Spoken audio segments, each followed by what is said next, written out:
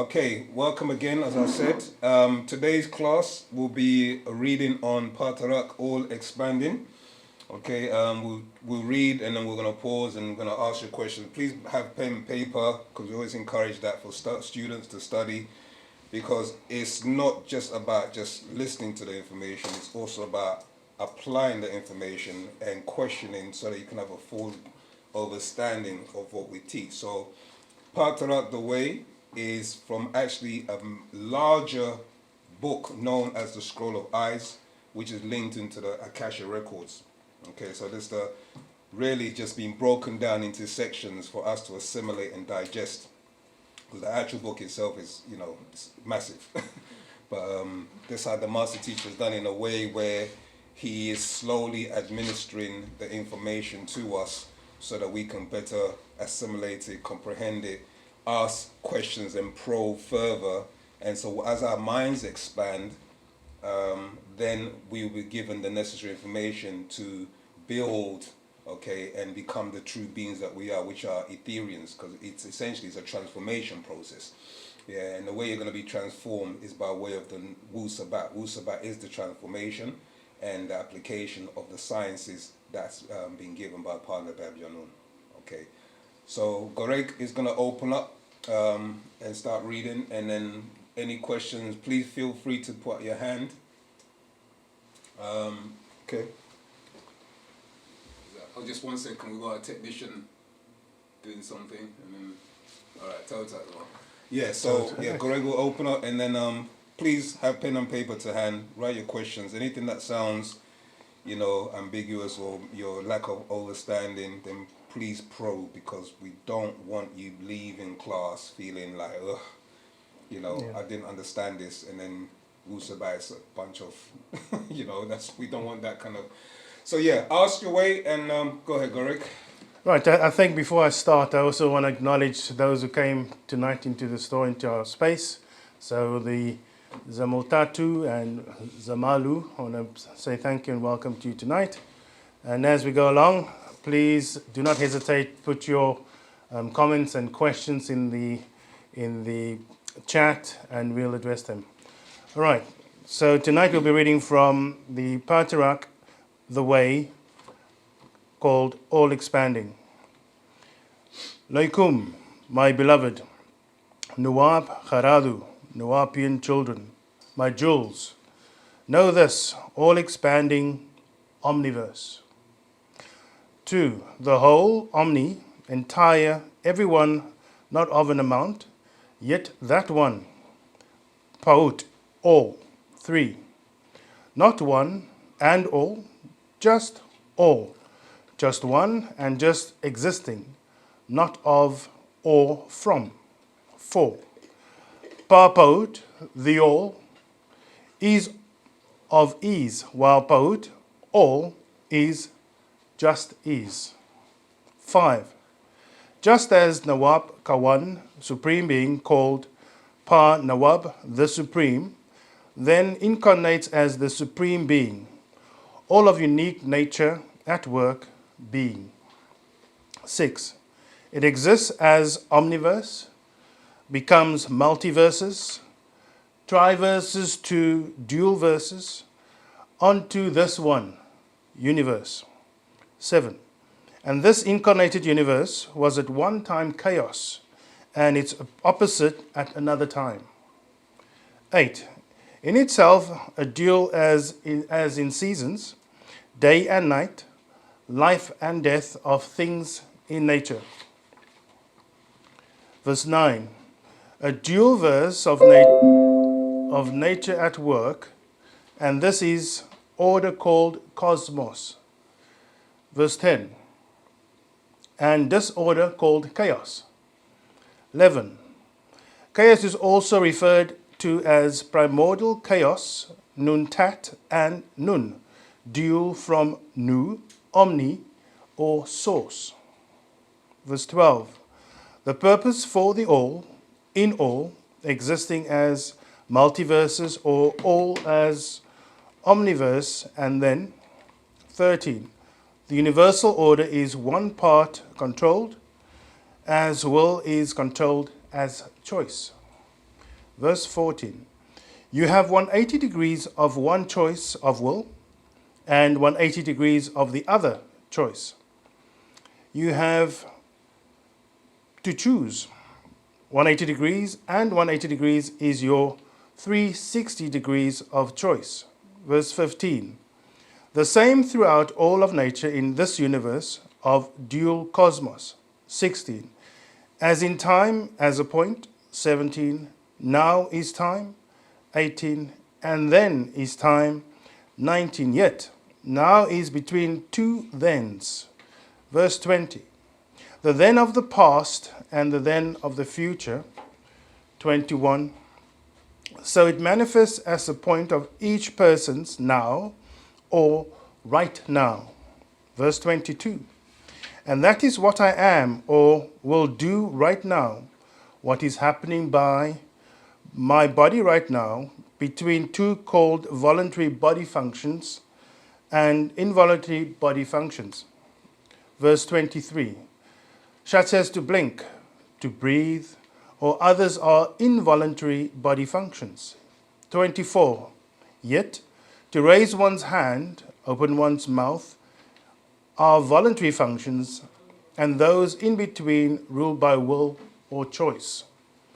Verse 25. So, if the physical world has two actions, two motions, cause and effect, voluntary and involuntary functions, so it is also the mental state, the spiritual state.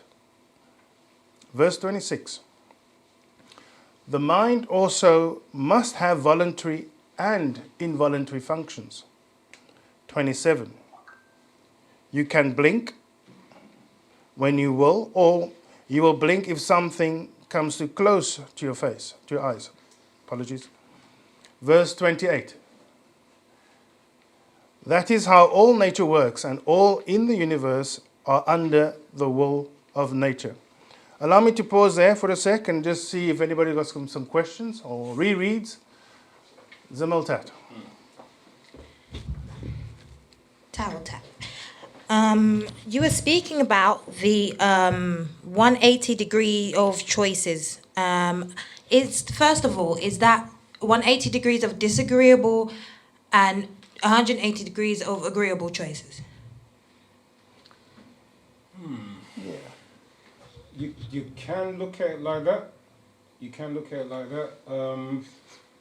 But the choice is also is really more based on your will. You see what I'm saying? So the will is the 180. So you're right. 180 agreeable, 180 disagreeable. But it's the shift, and that depends on your will. You see what I'm saying? Is the decision factor is your will to choose between those two choices. But yeah, essentially. Okay, if that's the case, then doesn't that mean that both choices are so disagreeable as well as agreeable is just as important as one another, as long as they're both for the greater good? Because I just say that because I feel like people are always trying to like pit good against bad, but I think it should be more of a case of them coexisting. Is that correct, or is there more to it than that? No. You're 100% right. It's not about that's the perception concept, because what you perceive as good to one person may be bad to another. You see what I'm saying? That's really coming through from religion aspect. When you're looking at it from real, but apart from the nature aspect, one has to balance the other, because you can't have a positive or positron without an electron. You see what I'm saying? They have to coexist. You see, so nature manifests these two polarities. You see what I'm saying? So when you go into, like, for instance, the wisdom of Tahuti, he explains that there's something called the law of polarity. That means there's balance. So in nature, there's balance, and it's how you utilize that particular nature for the achievement of what you're looking to achieve. Now, if that result turns out where it destroys things, then it becomes evil. You see what I'm saying? But if it's a nature where it becomes a thing where it's still disagreeable, like I gotta defend my family. Do you see what I'm saying? Yeah, if somebody attacks your family and you're defending them, you're using your disagreeable side. You see what I'm saying? Exactly. When you kill that person, and then you take their life. Do you get what I'm saying? Because we as Nwapians or Sabians, we don't take life. You with me? Well, but then that also goes back to the intention. If you take their life, but not with intention to do so, Well, because of defending. That's different. But know that there is consequences. That's what nature teaches you. So irregardless of I did good, I tried to help my family, there's gonna be consequences. That's how nature works. Do you see what I'm saying? So we have to understand the principles of nature when we actually go ahead and do an act. Do you see what I'm saying? And know that there's always gonna be a balance. You know what I mean? And it may not necessarily happen in your immediate lifetime. It may happen in your descendants' lifetime. You see what I'm saying? So there. What did you say that book? Oh, the Wisdom of Tahuti? Yeah. You can get that. I think we might get it printed again. Should be coming out, or it might be upstairs. I'm not too sure. But it's called the Wisdom of Tahuti. And I think if I could just latch on to what Sarah's saying, I think in terms of your initial question about the choice. No, don't worry, I just wanted to say we do have it upstairs. Tell them yeah. out. Fantastic. There you go. Where did that come from? Right. We've gone overseas.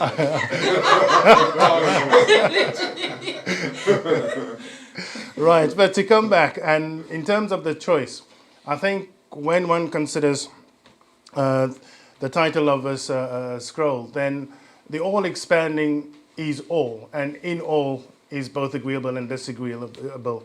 And I think, what my brother Hussein said is understanding that balance. So as long as you can look at the facts, reason it out, and then make a decision, obviously which has implications or consequences, but that takes you to the next step. And that's part of what we do here at Wu-Sabat is we give you the facts, you go and do your own research, get that knowledge, and then make that decision by way of natural nature, of course.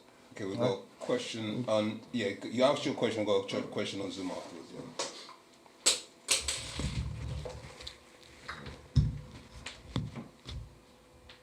Okay. Robat. So earlier I want to say it was around verse 11 or 12. It was breaking down from the omni to the multi to the tri to the dual to the uni verse, and then it mentioned something about chaos and nuntat. Yep. Could you just break that down for me again, if possible? And with that chaos being nuntat, what's the other end of that spectrum? And what deity would that relate to?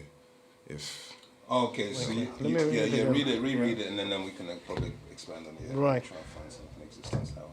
Right, I'll read from verse 5. It says, just as Nawab Kawan, Supreme Being called Pa Nawab, the Supreme, then incarnates as the Supreme Being, all of unique nature at work being. Right, verse 6. It exists as omniverse, becomes multiverses, triverses to dual verses, onto this one universe. Verse 7. And this incarnated universe was at one time chaos, and its opposite at another time. Verse 8. In itself a dual as in seasons, day and night, life and death, of things in nature. Verse 9. A dual verse of nature at work, and this is order called cosmos. Verse 10. And disorder called chaos. Verse 11. Chaos is also referred to as primordial chaos, nuntat, and nun, dual from nu, omni, or source. Right? So I'll yield at that point and then... Okay, if you're going to just try and see if you're going to explain it. Go ahead, man.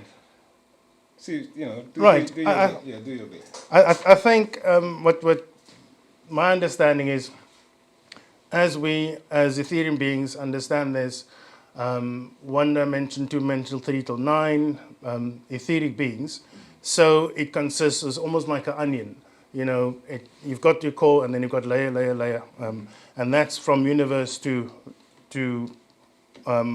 omniverses? Right. So in terms of your question about the chaos, I'm not 100% sure of the deity, and I'll ask my brother. They represent principles. Yeah. You with me? So the deities are more tones, vibration, and frequencies in nature, referred to as one as nun, and because there's duality, there's feminine and masculine. Yes. These are the two principles that work, yin and yang. You see what I'm saying? So in ancient Egyptian, the principle for the positive and negative is nun and nuntat. Okay. You see what I'm saying? So you're dealing with principles here. And those principles then also will manifest in an anthropomorphic form as male and female. Does that make sense? Yeah?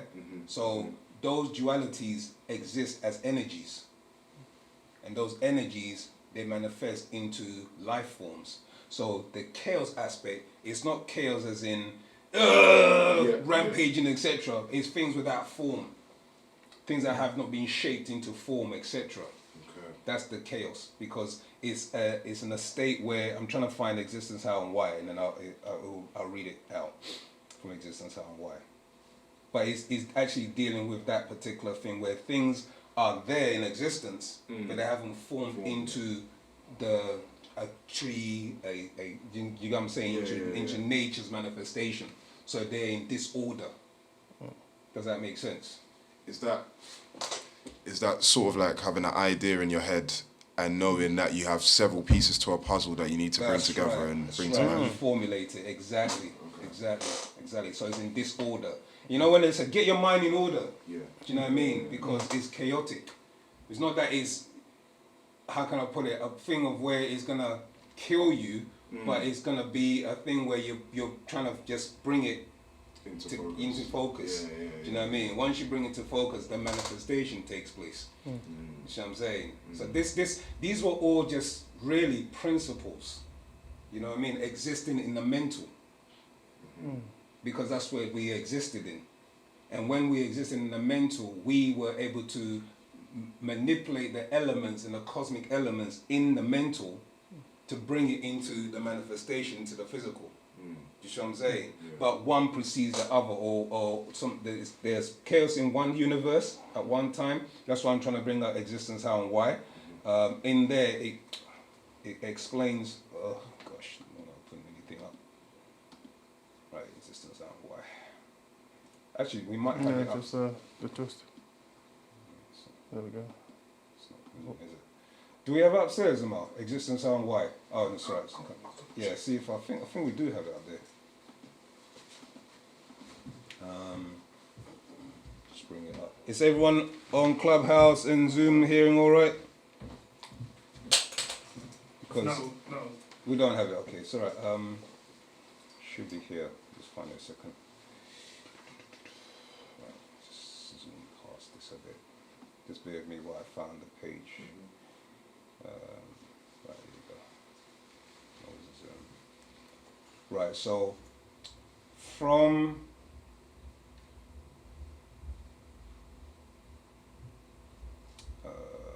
subreddit says so okay, here we go. So verse 41 in existence, how and why. Actually, in fact, I'll start from 40. Verse 40, existence, how and why. Parts of nature exist as units. Okay? So if you look at the genes, for instance, genes are subnucleic acids that form to become your genes. Yeah. So these are units. So what the master is trying to do is the same reflection or the replica of the universe is also what's going on inside you. Do you see what I'm saying? So the parts of nature exist as units or universes, while other parts exist in chaos. Dark energy, which is the chaos, and others are calm, dark matter. That's why when scientists, just to add a little bit on the side, scientists say, we don't understand dark matter, we don't understand dark energy. You're looking at dark energy and dark matter every day when you go to work and you see us as Nugaru. We are dark matter and dark energy. we are the manifestation of what you lot are trying to tap into. Do you see what I'm saying? Yeah?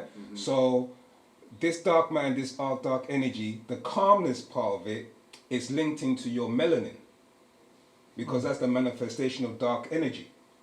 That's what melanin is dark matter in you. Because you are the universe. And the reason why you're calm is because melanin is a civilizing molecule. It calms you down. It keeps you sedated. It keeps you, you see what I'm saying? These are the things they're trying to find out there when we're the real deal. You see what I'm saying? Yeah? So, verse 41. So in fact, the past that existed as multiverses created universes or a unit in existence. Meaning action is movement in and from stillness. I'll read that again. So meaning action, like you were saying about before action, before you when you think a thought, then you put it into action. So action is in movement. So something moving in that darkness, which is birthed, and that's when light is birthed in darkness. So that's why things manifest from darkness into the light. You understand? Yeah, so movement in from stillness and disturbs the calmness, dark matter, thus giving birth to chaos, dark energy. Okay? Yeah, dark energy, when that dark energy is expanded into what's known as the electromagnetic frequency, you have the shortest wavelength, which is known as the electromagnetic wavelength. The shortest part is what we see with our eyes, which is light. You see what I'm saying? But the full spectrum of light is from electric all the way to, what's it called? Ultraviolet. You see what I'm saying? That's a whole manifestation. So that's dark energy. Okay? Right. So in fact, black or dark, darkness is calm, and light, white, bright is chaos. So out of darkness was light created, or out of calm chaos was in and is born. In other words, order and disorder exist, and out of one comes forth the other. So in fact, they exist at the same time before they exist in the same place as dark matter and dark energy. Because once you think of what you wish to make or create it, or create, should I say, make or create, it exists in your mind. Then that is in a state of time existence.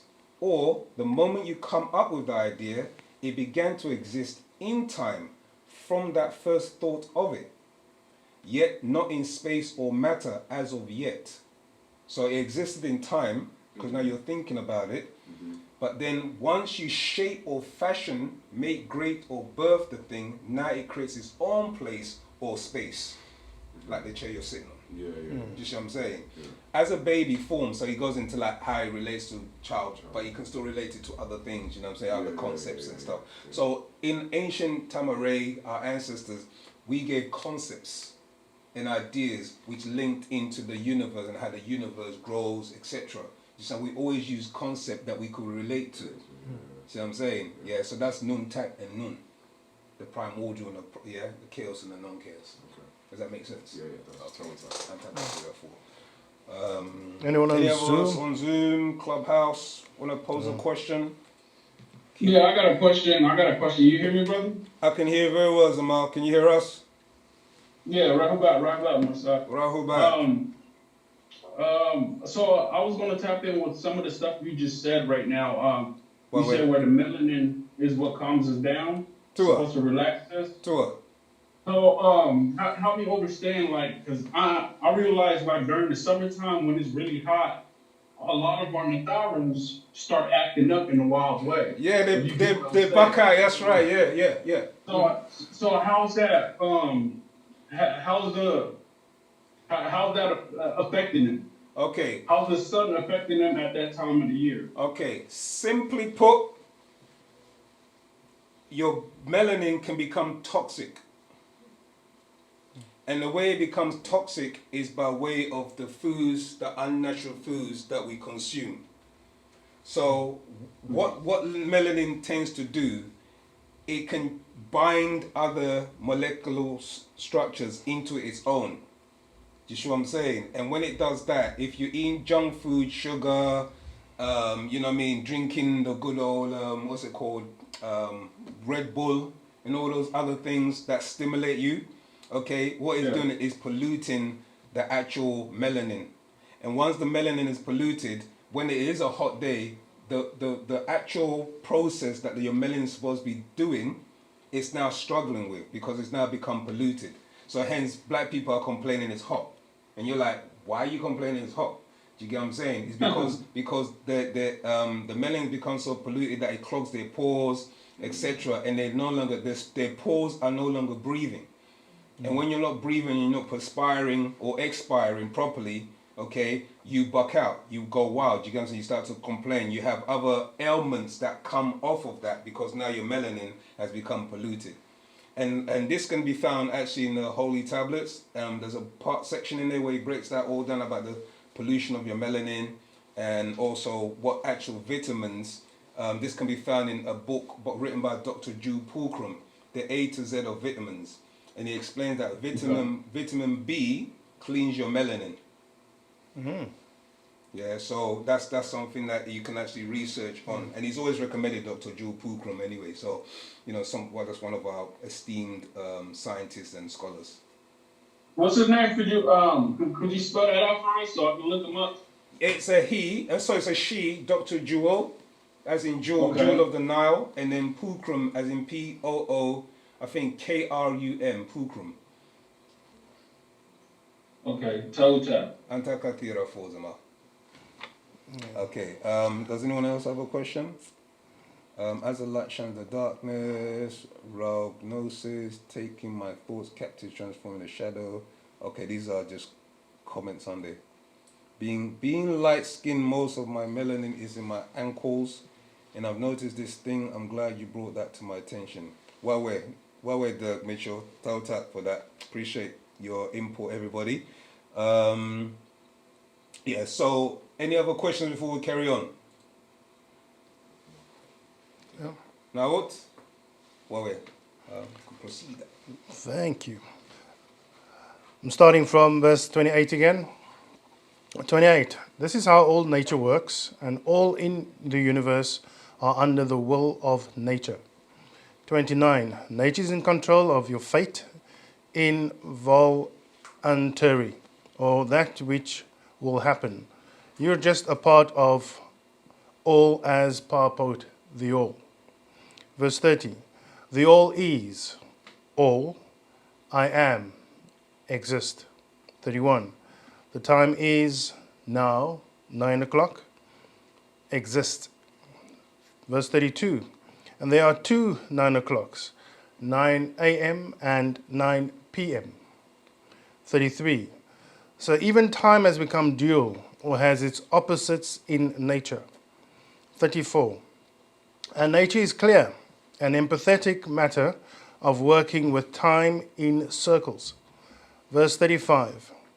In this universe, it is 46,000 year cycles, or 24,000 year related to the 24,000 human chromosomes and the circumference of the Kawak Tahach planet Earth, 24,000 miles and the equinox. Verse 36.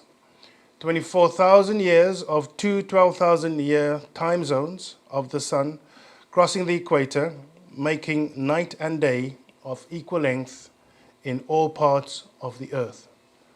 Verse 37. So Paut, all, is in time, linked to time and energy. Verse 38. The birth and death in order to renew energies and powers for producing new and young universes or children, you. Verse 39. Who is the Supreme Being? Nature unlimited in every way as part of all as the all is, I am. 40. As omniverse, you are all space without need of movement or growth. Verse 41. As multiverses, you are all things with movements and growth. 42. As triverses, you are reaction with each other and become places. Verse 43. As dual verses, you are separated into opposites and becoming opposing places. 44. As universes, you are a point in space, time and material. 45. And as such are in fact all time during your existence of countless supreme beings of nature, once in tune with your tone. 46. Do not, as those of us who have been fooled, take nothing as something and call it by a name such as God, Yahweh, Jah, or Allah. 47. Do not accept anything as unseen powers. 48. Do not accept something as one. 49. Do not worship what other races call divine, call supreme beings, or call your creator without confirmation. I'll read that again, verse 49. Do not worship what other races call divine, call supreme beings, or call your creator without confirmation. Verse 50. This you know, that you exist. 51. This you realize, that you're real. 52. This you must accept, that you are something or the sum of a thing. 53. This you know, you were born of a mother's raham womb. 54. This you know, you're reading this right now, and with that you encompass time, space, and material existence. 55. This you know, that you feel by contact, that you see by contact, that you hear by contact, and that you smell by contact. Verse 56. Contact is confirmation of existence. Once anything made contact with you, you then can confirm its existence. 57. All things in existence are about you, that is, equally away from you. 58. Making you the center of all things. Just pause it a second. I was just reading something which, when you touched on the duality, and this is also many, like I said, a lot of our ancestors, when they wrote in the mystery systems, they used to always give it as a story. So your Horus and Seth, or Satak and Ha, or Osiris and Satak, or Ra versus Apophis, they always gave a symbology in a story form. You see what I'm saying? For you to grasp the concept, because modern day scientists will give you the electron, the proton, etc. But I'm just going to read something from the modern aspect of it and how it links into our ancient stories of how we depicted what natural nature was doing. So verse 90 in the book Egyptian Ontology or Mythology, from the smallest bits of reality, the proton and electron, to organize life in human beings, male and female, there's a constant rhythm of duality in natural everyday life. Verse 91, it is how the physical world functions, animate as well as inanimate. The proton attracts the electron to create a physical reality. The male and female of all life, animal life, are attracted to each other to ensure the continuance of life. Duality is contained within the absolute unity from the line to the closed circle. Yeah, so the master used to explain that you were a dot, or there was a dot and the dot became a line and then the line became a circle. Do you see what I'm saying? So that's literally explaining to you how the universe came into being. Do you know what I mean? And we depict that in as Anun, Nun, Nuntet, He, Hetet, Kektet, etc. And these are stories about literally what's happening in the universe, the creation story. You know. So going on to from that line says, No beginning, no ending unless the cycles or circle of life is broken. Power of the number 2 conflict. So in ancient Egypt, you see our number system in its many meanings and symbols as shown. And so it goes on to explain about the stars, the 5-pointed star, the crescent, etc. Okay, but there's a part I'm going to jump to.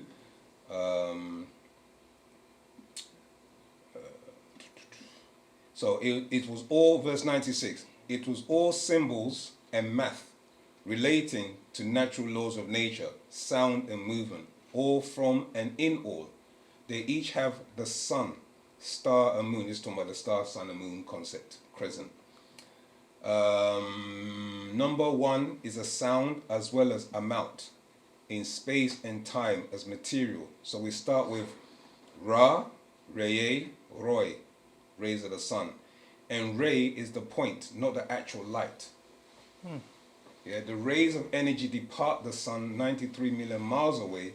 Once he finds his children, the Negroids, blacks, the rays hit their melanin dark skin and enters inside their black body and illuminates. This is why we are called in ancient time the Illuminati, the illuminated ones. This does not happen to other races or sub-races.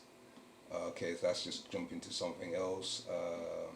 Then there's also, actually, let me bring it up on the board so you can see what I'm, so the rest can, let me share this screen. Sorry, I've been selfish, not sharing. 1 second. Share the screen. For those who have it, read along. For those who don't have it, have a look at the screen behind you. Okay. Can that be seen? Okay. Can everyone see that? Okay. Sorry, I have to probably stand this way a bit. Okay, so you see the image and how the number system. Come on, move out the way. Close that second. Right. So you can see the number system coming from the principle of the black dot, yeah? So you have the number 9, which is to the far left. And the 9 ball is the sun. So this is a depiction of the sun. And then from that depiction of the number 9 with the intersections, you have the different number systems. Okay? So each number system represented a particular principle. You with me? And these principles, they moved in certain ways. Like you could have Re, Atum, Nun that moved. But being that there were principles, there were also tones and sounds and vibrations, which were formulas. So if you knew how to pronounce these tones and these formulas and connect them, just what I'm saying, you are manifesting something, or you're healing something, or you're doing something in nature, which is invoking these principles, these energies. Science. This is science, yeah. That's what I said. That's why I said the scientists, they're now delving into what we knew, the ancients knew from a long time ago. You know, so that's why I said that earlier. When you're asking who built this, who did that, who's this, how did the dark energy come about, you're standing in front of the manifestation of all of what you're trying to study. We are those things. You see what I'm saying?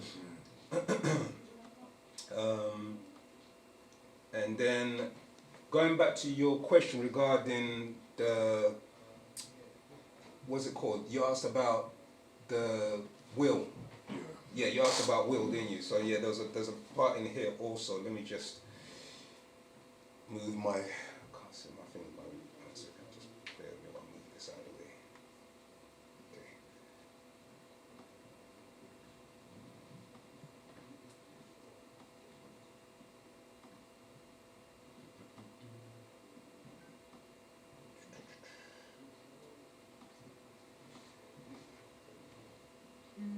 So the story that you hear about Asa and Satuk having a fight, for instance, that's the actual duality principle happening in you. Okay, it's those two natures that it's a principle of nature where you're fighting one side against the other in order for you to make what the outcome's going to be, which will be your decision. Do you see what I'm saying? So that's when you're talking about the will and the decision to do something, etc. These are the principles that our ancestors taught in. Do you know what I mean? So you have the concept of Horus and Satuk. that battle, it's that battle that's actually inside you. For you to then make it, I'll read it to you. You'll probably get more of a.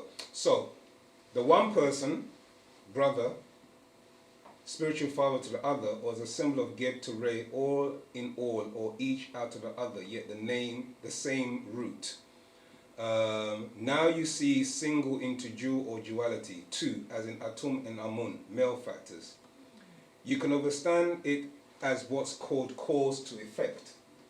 Darkness, black is calm, not mad at oneself, and white is light is chaos, conflict by effect. Thus, something or someone to get angry with or at. Both Satuk and Ha are good by nature until a reason was born. In each to have conflict of the gods. Yeah, that conflict now resides in you. Do you see what I'm saying? Where you now have to make a decision, but that decision is based off of you fighting, just saying, and you have a war inside you, and that you have to reason it out. Do you see what I'm saying? For it to make sense. Yeah. As far as Satuk was concerned, because his brother Asa was dead, then his sister-in-law. So this is going about the fight between the two, the conflict between the two of them. But that raging conflict is happening inside you. So where should I read it from now? You're all so very hard to affect other people in some way. If they disagree with you or what you have to offer, does that make you or them evil? Not at all. That is merely an event created out of itself. And as thoughts and ideas exist purely on a spiritual abode, from mental to mind, which becomes mine, or my thoughts or thinking, it is open to other spirit forces that may come in on that vibration and take control of the situation to cause conflict, feeding the forces. That is because of number 3, or the third personal being, influence that which exists as indelible association between cause and effect, which as a single force can have effect of the two. Yeah, so something external or a vibration that's put out there because of your feelings or your thoughts, a being or a relative can feed off of that and cause the third, just what I'm saying, from the first, from the two aspects of you, and they can cause an outcome. You see what I'm saying? That's the cause and effect taking place. You have a question? Go on. So, I don't know if I'm understanding this correctly. So, you're saying that, because it was talking about the emotion of the white being of chaos. Yeah. So, and then the other side. So I'm trying to understand, because they gave the example of like when somebody is angry, then somebody can come onto that vibration and basically take over. So not necessarily angry, just your emotion. yeah, the emotion of it. Yeah. So does that not happen on also the other side of that retrograde? Because I know we always talk about, okay, when somebody's, feels the emotion of anger, right? Emotional love, for instance. Yeah, the emotional love can get to the point where it becomes suffocating, and then you become out of that suffocation of the love and the desire can also lead to you hurting that person or killing that person because you love them so much. Is that what you're talking about? Because it's called zealous, being over jealousy. That's jealousy. Okay. You see what I'm saying? Because you can have extremes, can't you? You can have love for someone, but then you can become jealous and the desire, etc., which it turns from love now obsession. to come, that's the word, obsession. Or even like just to add, even like a mother and their son. Sometimes. Exactly, yeah. Like a mother could be overbearing. Overbearing, yeah. So exactly. Yeah. So it's about leading that balance. So either way is not. Yeah. But just to latch on, because I think this feeds into what we discussed last week of the ancestors and hearing or knowing your own voice. And this is understanding when you have these emotions, where does it come from, who may be at play, and in that context it's useful to understand and know who your ancestors are, your mom, dad, grandmother, grandfather, etc., so that you can say, okay, well, maybe this, I'm feeling for a drink tonight because maybe it's my dad who fancies a drink, or I'm wanting this or that. So then when you know your own voice and there's a voice say, no, you don't, then you can say, thank you, Dad, tonight's not your night. I'm not going to indulge you, as it were. And in that sense, you're doing the reasoning, thinking about it, understanding it, and making that decision, which may have a good or not so good result. Exactly. And let me just read on to verse 13, because it may answer. Also, this can be an action, emotion, and event. So through namus, prayer, and ranum, chanting, you can channel and direct positive thinking. So while you're chanting this, say like you're gonna be in a situation, yeah, and if you apply the prayer and the chant, whether it's mentally or externally, and you're directing an energy, it's all about the energy that you're putting into that intent. Do you see what I'm saying? What is gonna become the outcome? Do you want the outcome to be a positive one, or you're gonna be, I'm gonna do something to this, bro? Do you get what I'm saying? But because it's the fact that you want a positive thinking and the outcome, which can affect the outcome on both the spiritual and the physical abode. Yeah? Again, a single action or third action affecting the outcome of two other causes change the course of future events. So we knew this power. We knew that we could change future events. We knew all of these kind of things. So when we're in a situation where we feel at loss, or we feel we have no power, do you get what I'm saying? It's best to then recoil back and then do the chants, do your meditation, focus your energy, because that energy then will have a positive outcome. Do you see what I'm saying? But it's all based on your will, the decision to swing one way or the other. Yeah. I hope that helps. Okay. All right. And I'll just read a little bit more. We ancient Egyptians took control of these powers as three forces: Hu, Hika, and Sia. Those were tones of power, that the principles of them, the power of positive thinking, okay, and its effect on the physical world and living things. To think and direct actions can be successful or symbol inscriptions. We use Hikata powers in the form of art, jewels, amulets, and prayer beads. We were wearing them all the time in the form of signs and symbols, seals. And if given a personal seal by the Natharu, it became us and like to his soul. Okay? In ancient Egypt, Hikata is an art we depended on. This relationship and power is very real.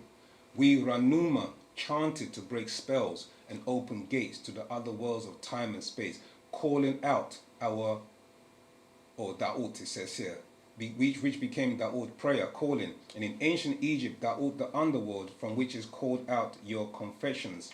So it means voice, sound, tone, supplications, Hikata. So you are utilizing Hikata each time you're calling on your ancestors, and you're invoking them to come and protect you in your world and in your life. Okay? That's how powerful it is. You know? Don't mess with them. Yeah. Sorry, could you just expand upon Sia? Sia? I think it does go into... does it mention Sia here? Because Sia is... let's see. Doesn't really go into Sia, but I do know it, just can't remember where I read it.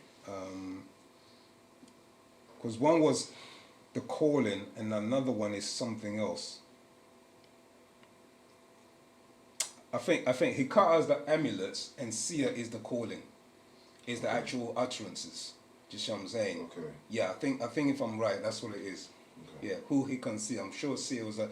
In fact, I think it's in the Black Book. It explains what Sia does. I'm pretty sure it's the utterance. Yeah. Okay. Any more questions before we jump back onto? I think there's a few in the chat. Rahubat is grateful to be here. Rabbi had a visual that woke me up and right before my alarm. Is this the son of soul coming back to my body? Okay, we'll jump to these questions because we want to try and flow through the book. What if you confronted by a grown man Robot, hell one lower. Man, you can be heard in the good. Is the good occasion from the Palladium? Okay, so we'll jump back to these questions. If you want to continue, correct? Yep. I'll look through them. Right. Going back from 55. This you know, that you feel by contact, you see by contact, that you hear by contact, and that you smell by contact. 56. Contact is confirmation of existence. Once anything made contact with you, you then can confirm its existence. 57. All things in existence are about you, that is, equally away from you. 58. Making you the center of all things. 59. As such, you're the one God they speak of in their religions. 60. Each will say they believe in one God, or they will say there is no God but Allah. So have no other gods beside him. 61. Not even hearing what they are all really saying, which is the choice of which God or God? And devil, Satan, Satan. 62. Yet they make an equal to their one God, Allah, by the very statement. 63. Never to ungod, being they have the ability to make the choice to reject them. 64. Yet the God or Allah or Jah or Yahweh, El, that you cannot reject or make an equal to is you alone. 65. You are unique, even if you have an identical twin. 66. Time makes you both unique, which one came into this physical world first, and that moment makes you unique. 67. So you are the one true unique God, and as such, all things look at you all. So, apologies. 68. Things surround you, and you choose by will to which or whom you will gravitate or accept. 69. Know also that you are opposites. 70. There are other beings who've come to this world from other worlds, much, much older than this world. 71. The good and others not good. 72. Many worship them as their gods, and they fight and war to rule this planet as they did others. 73. Now it's by chance someone or something bumps into you, not your will or choice. Contact again confirms you as a being. 74. By being there, which is you is here, and you become here to them by you being there. 75. Nothing would exist if you did not exist. 76. That is to you. 77. All things came into existence with you, even you. 78. So you're the Supreme Being, Papa'ud, the All. 79. You make reality real in your own world of choice, and the moment you give that up by faith versus fact in those other beings from other worlds, you change your divine fate as a God being and become a devil being, that is, attempting to alter fate as it is and will be. 80. To make fake fruit is a devil. 81. To implant a fake human heart or replace the human heart with animal or machine is devil, or diverting from nature's divine plan. 82. Altering fate is not a new fate. It is a corruption of nature's natural order. 83. Saying a dying species is not a noble act. 83. Saving a dying species is not a noble act. 84. It is an interference with nature's natural order. 85. To take a wild creature, such as a wolf or canine, and transform it into a pet is a violation of that nature's natural nature. 86. Things that are naturally the way nature implants for time Each and only a devil or evil will attempt to alter nature's plan, called fate versus faith, being real versus belief. 87. You are part of Pa'ut, all. Pa'ut, all is, you are. 88. All does, you do. 89. Are you ever alone? Not at all. You are with yourself at all times. 90. How? Because you know you exist, and that separates you into beings, physical and spiritual, at the same center at all times. 91. What you are is not as important as who you are, because what you are is, in fact, who you are. 92. When you accept or convert to a religion, that is to say, it is not what you are by nature. Mitzvah, baptism, shahada is conversion or acceptance, so it's not natural by nature. 93. When you are is not as important as where you are. 94. Where you are, pa'ut, the all. 95. Where you are, the center of pa'ut, all, and all things around you. Around is round, orb, ball, circle of the universe. 96. So it is in nature, science, and even your anatomy as you have a circulatory system. 97. It's a symbol of order and perfection, the circle in all of nature in general, and you are the spot in its center. 98. So you are the one supreme being in your own universe assumes the form and figures of a ball in the womb. 99. The fetus turns in a circle while in the womb as it manifests or manifestation called gestation period in the uterus during pregnancy, and gesture meaning movement in a circle as the universe, galaxy, and planets move around the sun. Just wanting to check at this point, do we have any questions? Any feedbacks on Zoom, Clubhouse? Question, otherwise could change, come out with. I think that was Curtis, is he Curtis, responding? yeah, I think he was just responding, yeah. Okay. Yeah, I think there was a question on here on Zoom that I think might be related to this question to class. It's really, yeah, it's from Jackie. What's happening when someone gets a temper tantrum?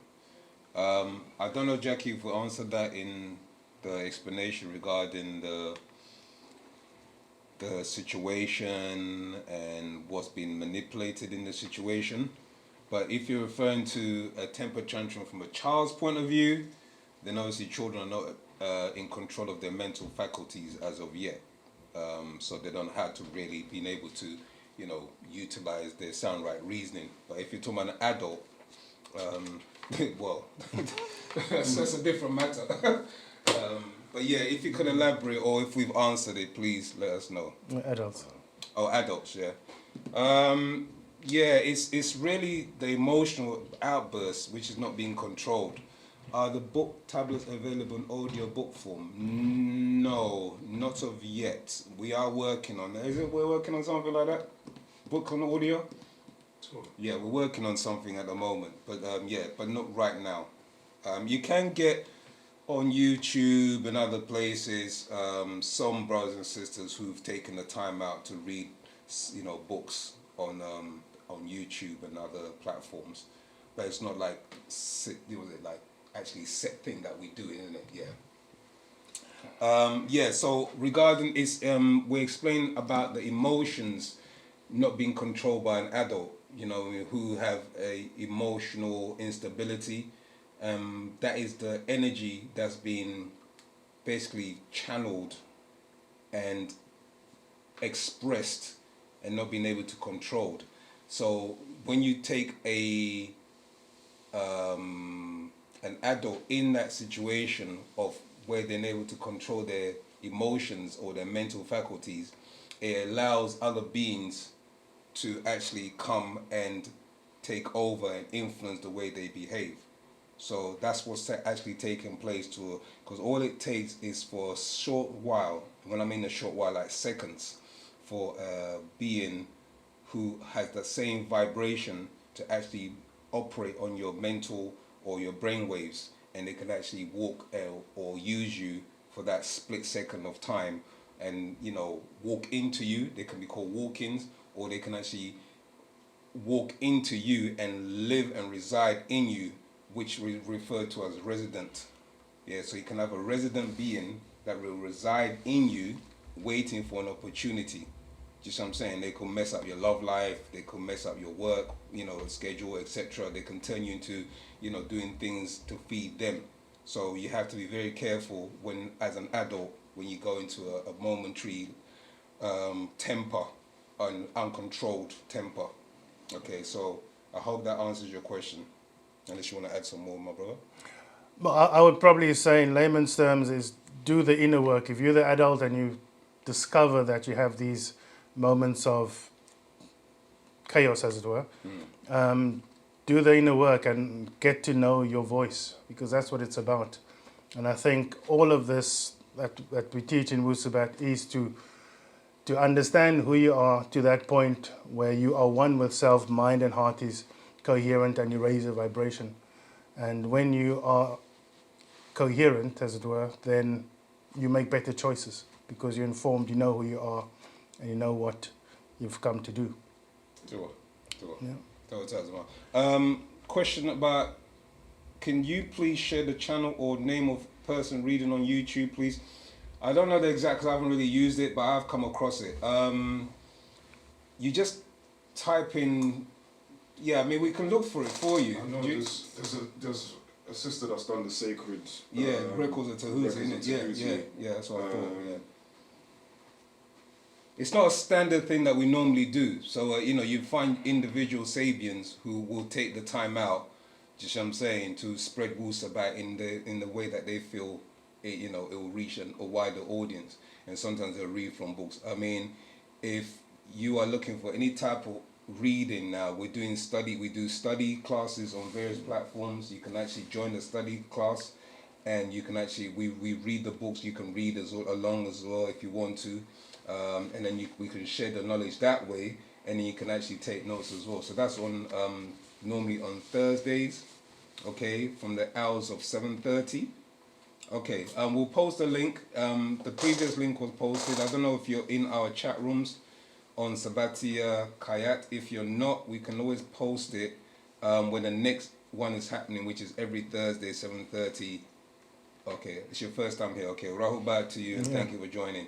So, if you send, how are we going to do it? Post your email in here, and we'll be able to grab it from here, if you don't mind sharing your email, and then we can send you the link.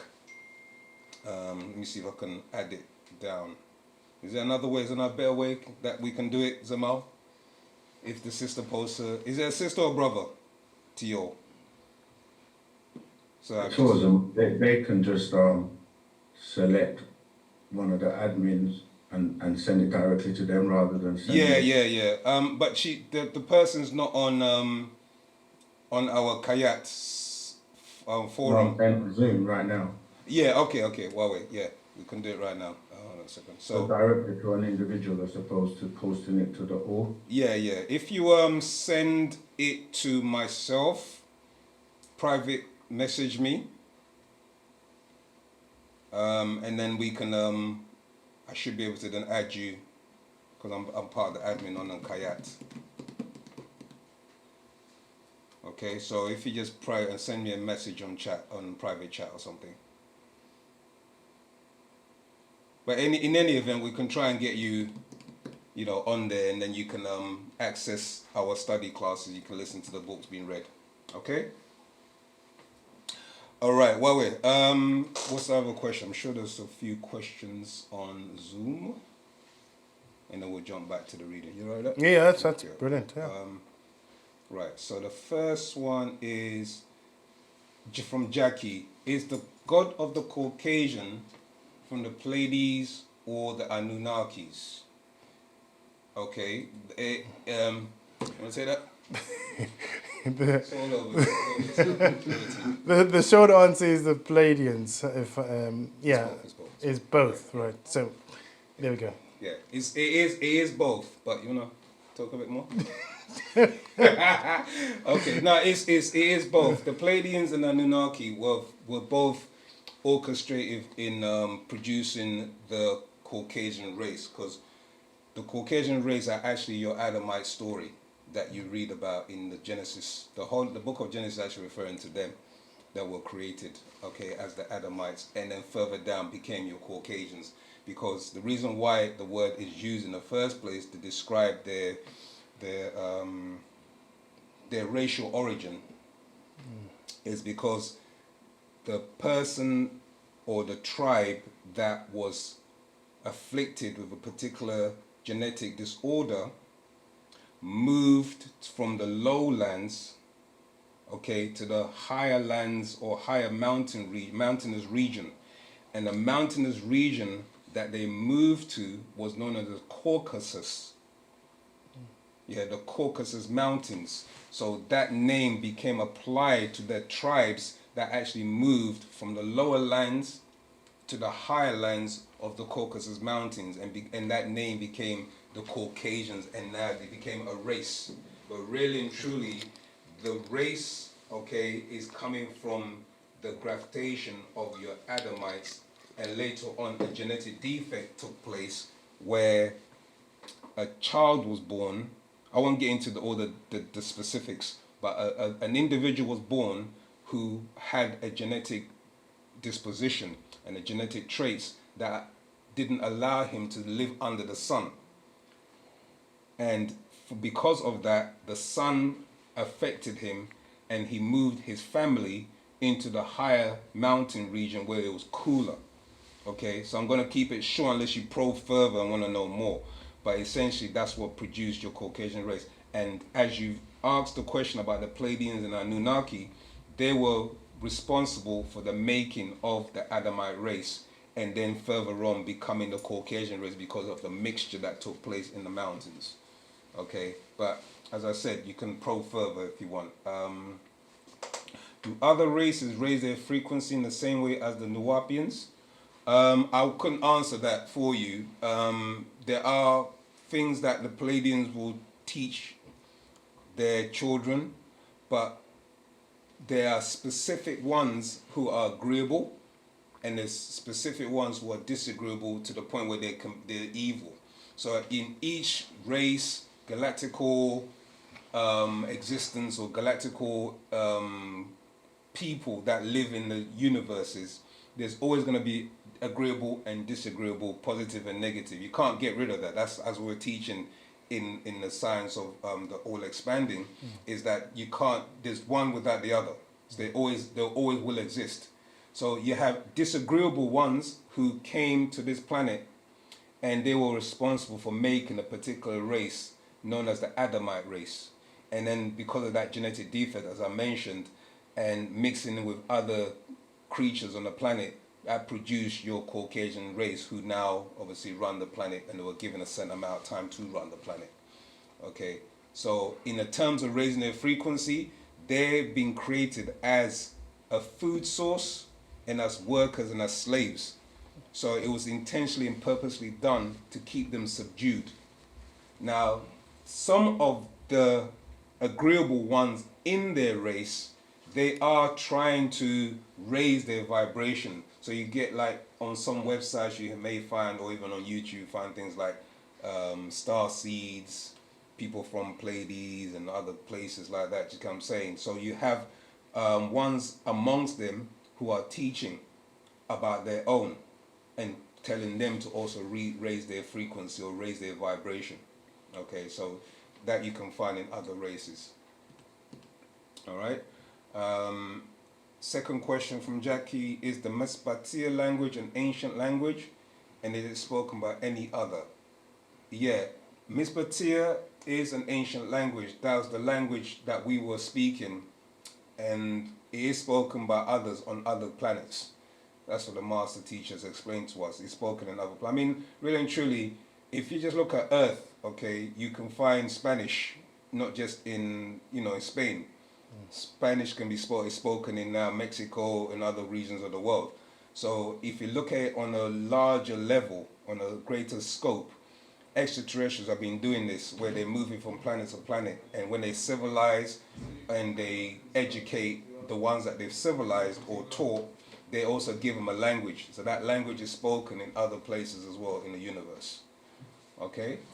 Greetings, my brother. And iPhone question is, why is Set a deity, and what would would Papa be pleased? Okay, Papa is not a person, it's not a place, and it's not a thing. Okay, Papa is, when from reading from All Expanding, all is. Okay, all is all those things. You see what I'm saying? And all those things exist within all. So it's not a person that adjudicates whether you're agreeable or disagreeable, because those principles exist in Papawut. Okay?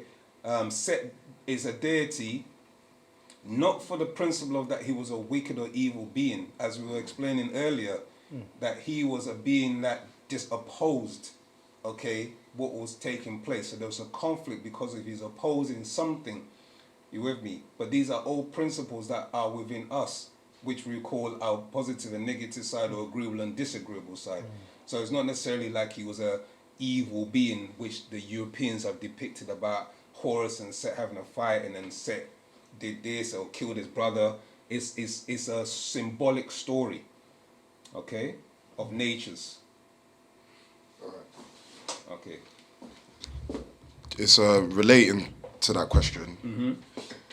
I'm probably gonna throw a can of worms now, yeah? Go ahead. So, Can of worms. I read, I believe it's Asur, Aset, Satuk, Habitat. Am I saying that right? Okay, so you got Ha, Yep. Ashashtat, or Yep. as Isis. Let's keep it to that. Yeah. Horus, Isis, Set, and Osiris. Yes, but there's a book that the master teacher wrote. Oh, The okay, small Patarak. yeah. Okay, I'm with you. Yeah. Yeah. Okay, I follow. Right. Go All on. right, so going in to break that down, and this goes to the question that's been asked and what we were talking about before about these deities representing principles in nature. Yeah. So the master teacher explained why Set was angry and ended up killing Osar.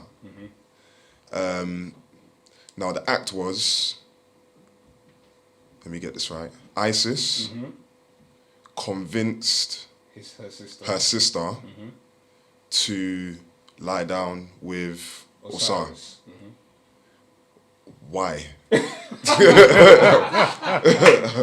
Okay, so this goes into your Genesis story, but we'll keep it with our story. Okay.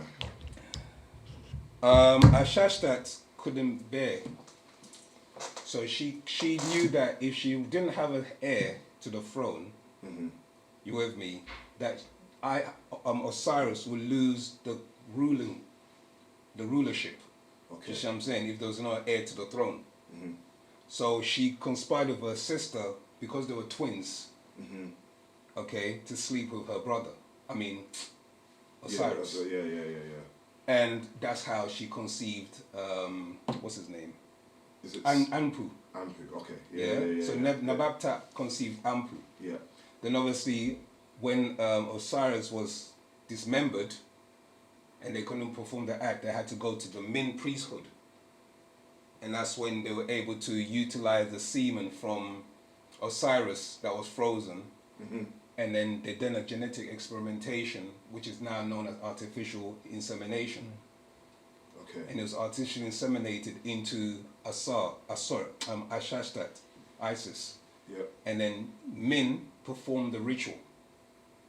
to give birth to the being that was far away. That's what Horus means. Har, the spirit of far away which comes to earth.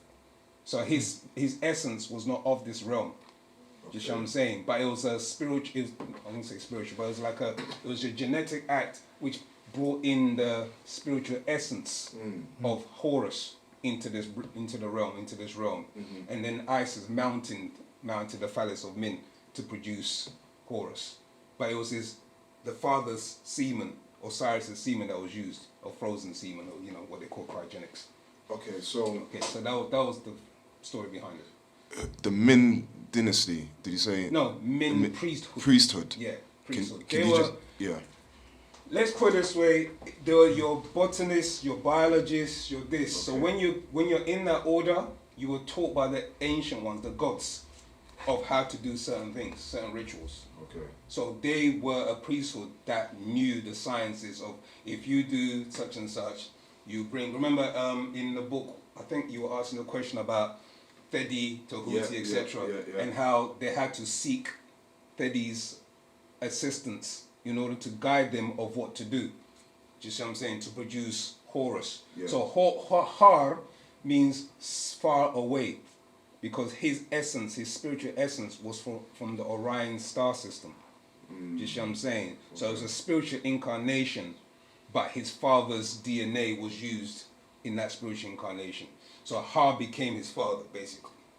You know what I mean? And then he was born in order to rule, so that Set couldn't rule. Okay. Or Satok couldn't rule. Yeah. Go ahead. Okay, so when Har had his first fight with Set, am I right to say that he lost? Yes, because I think he had to then seek assistance from Reye or something. I can't remember who he had to seek assistance from. I feel like it's Tahuti or in order to then be taught what to do, because he went to hide. That's right. Yeah. But again, there's symbolism behind that, so it's not literal. So the symbolism is talking about the principle of the sun and the moon, and how it sets. It's the war between those two. You see what I'm saying? Okay. So it's the master hasn't gone into full detail, but it's symbolism, and the principle is talking about the natural forces of nature, which is the sun and the moon, and how one comes after the other dies. You see what I'm saying? So I think Satuk would have represented the moon, and Haru would have represented the sun. So when the sun dies or goes under the waters, this is where your whole Jesus concept comes from, where Jesus rose and died. You see what I'm saying? It's talking about Horus rising, horizon. You see what I'm saying? These are symbolic stories. Okay. You with me? And the connection to the reality of what happened, the master really hasn't gone into much detail about. That's right. Okay. Yeah, that's more than enough anyway. Total.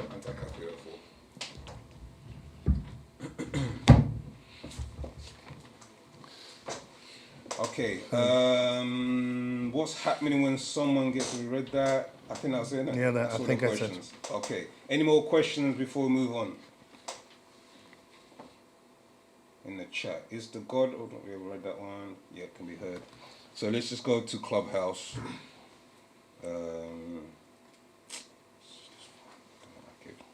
Should take it off.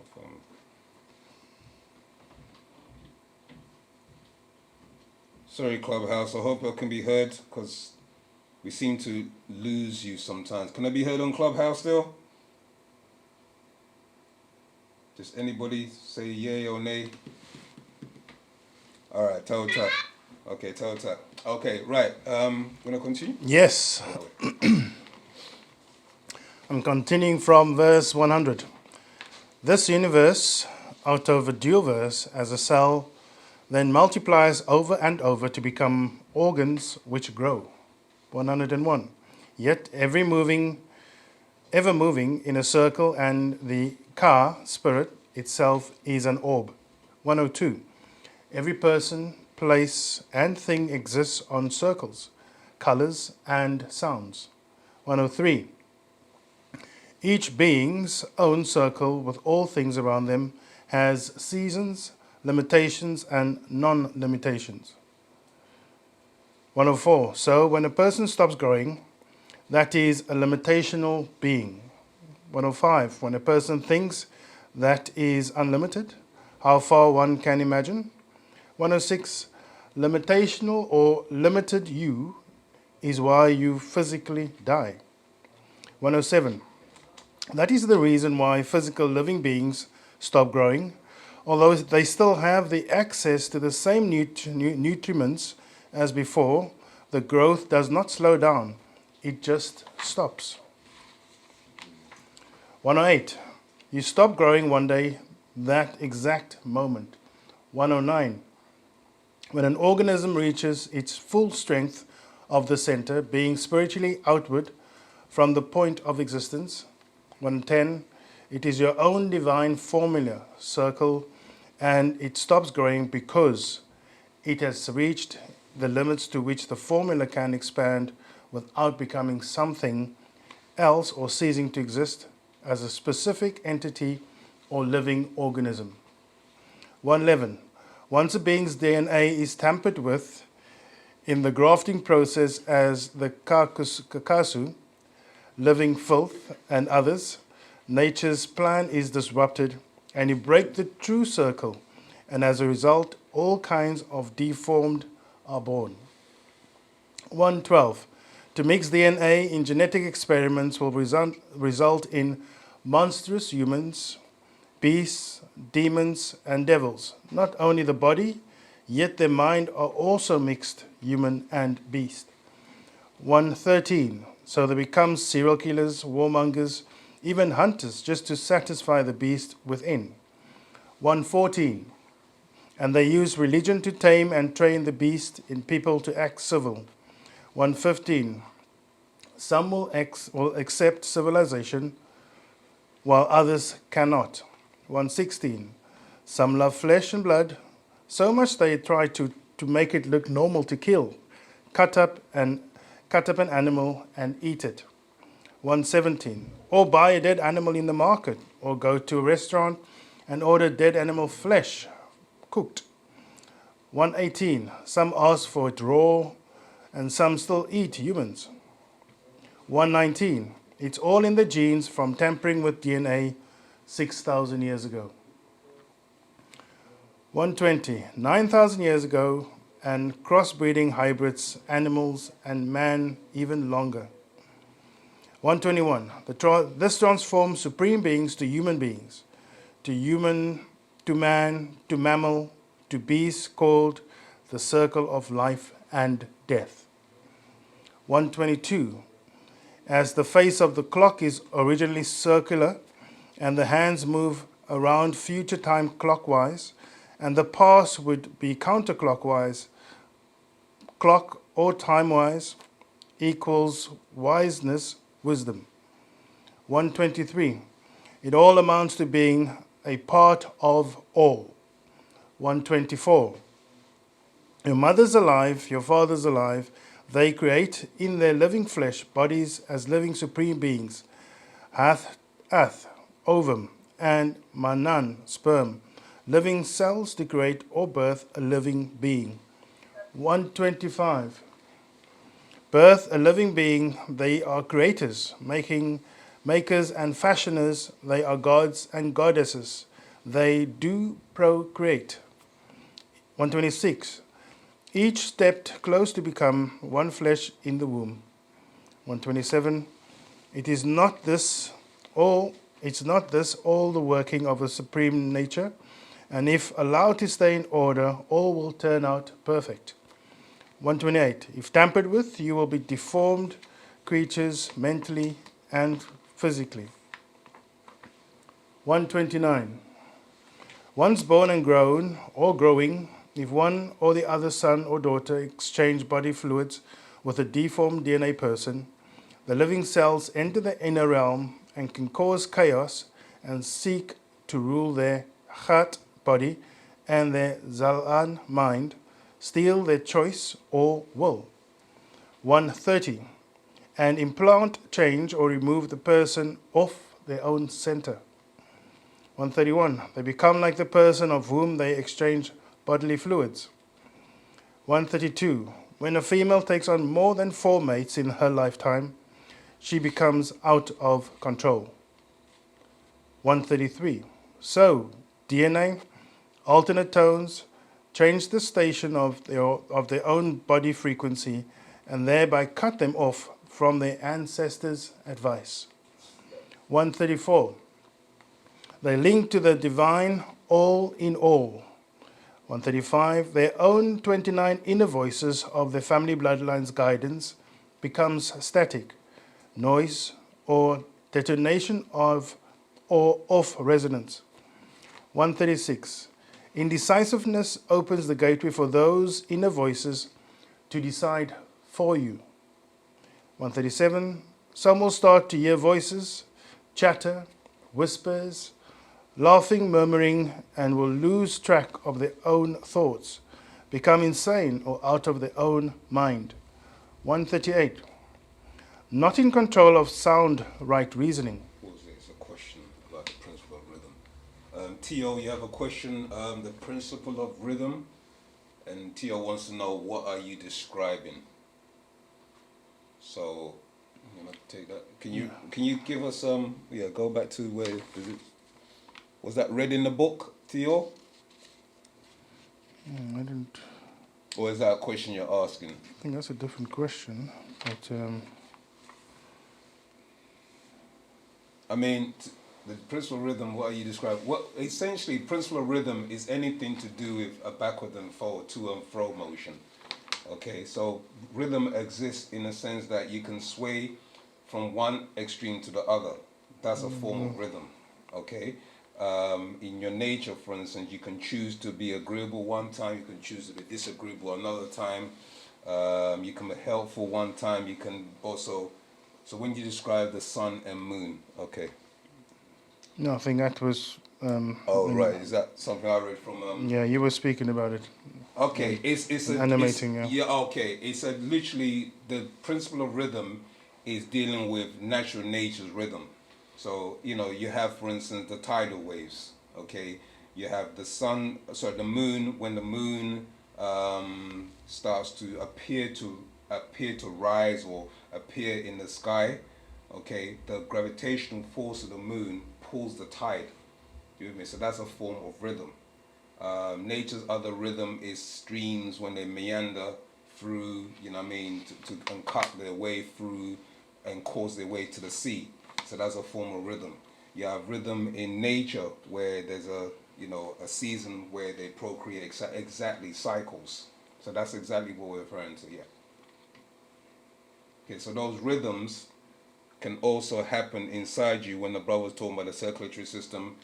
You have the respiratory system, okay, you have the circulatory system. Even in your own body, you have your circadian rhythm, okay, where the time when you sleep and the time when you wake, and in between that, there's cycles as well that's taking place, appropriation, assimilation, all of that. These are all rhythms of natural nature. You with me? This then got taken into religion as good and bad. You know what I mean? So you're actually talking about just principles in nature. I hope, so that answers it. Okay, I hope that's answered your question. So yeah, you're welcome. Antat atira fu, as we say in our language. It's vague. Okay, Baba, go ahead. Right, you have a question, sorry. About that? Yeah, go ahead. When you were talking about the insanity situation, I understand the concept of how it can go about becoming insane because of the mixture of the DNA and the different voices and stuff like that. But considering the mind itself has different mechanisms in place to prevent the mind from going into insanity, for example, through dreams, how does all of that then bypass the mechanism for the mechanism to then fail to make us insane? Okay.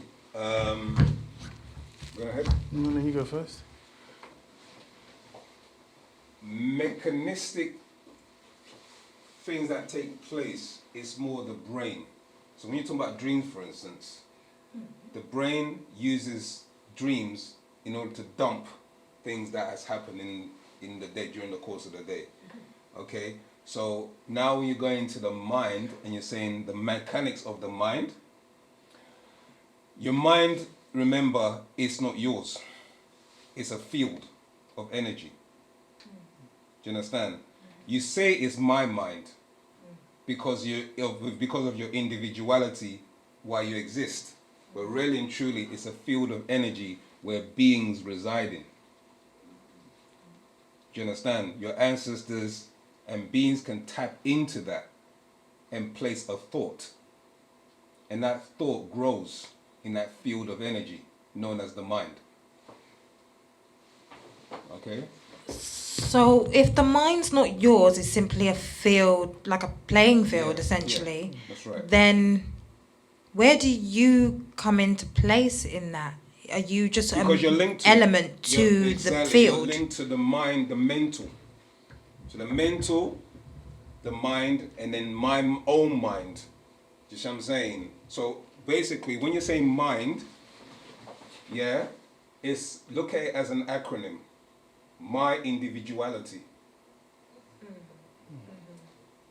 You understand? So my individuality is because you are tapped into the mental. Everyone is tapped into the mental. However, based on your emotional energy, you then bring that thought to you. And then it becomes mine. Wow. Yeah? You understand? So this is what's taking place in the mechanics of the mind. Wow. You with me? And it can be agreeable, disagreeable, and then obviously it's how now the decision will to act it out, which will cause an outcome. With So consequences. Or consequences, and consequences. So that concept of out of my mind is just basically you saying you are out of what you perceive as your identity. Jeez, man. Well, that's wicked. Because that's what it is. You're no longer you've lost your identity, isn't it, when you're out of your mind? Do you get what I'm saying? Your identity is scrambled because your DNA has become scrambled. And this is why when we go into our trauma as people of Nagaru origin, from Africa, etc., the trauma is because we no longer have what? An identity. It's scrambled. The DNA is scrambled, and the DNA is linked to the mind. So this job, what they've done to us, but it's not. You can't say they as in it's their fault. They are also being tapped into and controlled by way of extraterrestrials who are using them as their what's the word? Agents. Puppets, agents, etc. You see what I'm saying? Police, the Pleiadians, the Anunnaki, they're using them on this realm to control because they know that our minds have become so weak. Do you get what I'm saying? That they can now project images, thoughts, ideas, all these other things into our scrambled mind, the identity that we no longer have. And what the master explained is that's why the house, the slave master would tell you not to look at him in his eyes. You always say, look down. Don't look at me, boy. Yeah, because when you look at them, you're seeing from your own mind's eye, from your ancestors' eyes into theirs. And so they don't want you to look.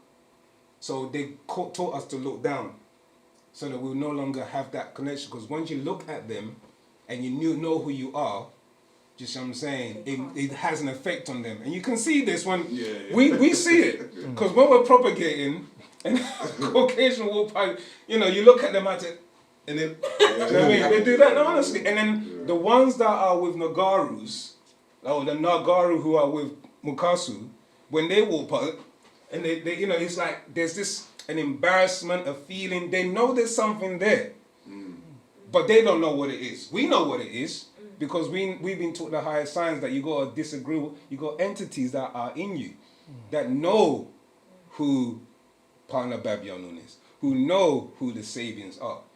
They don't know. Do you get what I'm saying? Really and truly, But the in the book, Emotional Energy, actual fact, emotional energy. He goes on to explain that because, especially the male Mukasu is linked to the lower realms. Do you see what I'm saying? His spirit is just demonic because he's been tortured daily. So his whole outlook on things is demonic. He also has the mentality of a 13-year-old. While his female, she has the ability to transform. Do you see what I'm saying?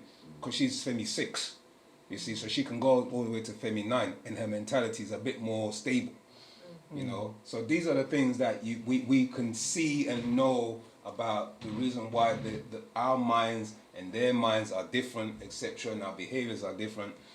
It's all coupled with that, yes. But the insanity, yeah, you know, or the out of your mind state is because, yeah, it's to do with that. Anti-Capiro 4. Yes, my brother. Oh. How do we revert that? Wu-Sabat, Tio. Wu-Sabat is the formula that will revert you back and unscramble your genes. Because our genes have become scrambled. Okay, what's happening to the genes? Two parents or two beings, human beings, male, female, come together. They're sharing what we know as have been called chromosomes or DNA. Okay? The genetic pattern of these two individuals are shared. But it's not just that's being shared. There's also the spiritual and the energy aspect linking them to their ancestors. Now, if two of those people are from different races, there's a different mentality that happens. You with me? And the information in the DNA becomes a little bit more unstable. Not to mention when you mix it in with other animals on the planet, which some of unfortunately have been mixed in with, it messes up the genes. So the mentality becomes even more deranged. And you know what? Even when you look at a animal that has deranged, you call it a thoroughbred. You know, you got thoroughbred animals. They're more mentally stable. And then what do they call an animal that's mixed? They call it a mongrel. Do you see what I'm saying? And it's more wilder, it's more unstable. Do you get what I'm saying? It'll attack more, etc. So these are the things. So when you look at that, it's just looking at how natural nature manifests instability in not just human beings, but also in animals. You with me? That's why they normally use a thoroughbred for doing certain things. You're gonna have a question. Yeah, it leads on to my question. Okay. Exactly. Okay. So, is there a difference between a humanoid and a human being?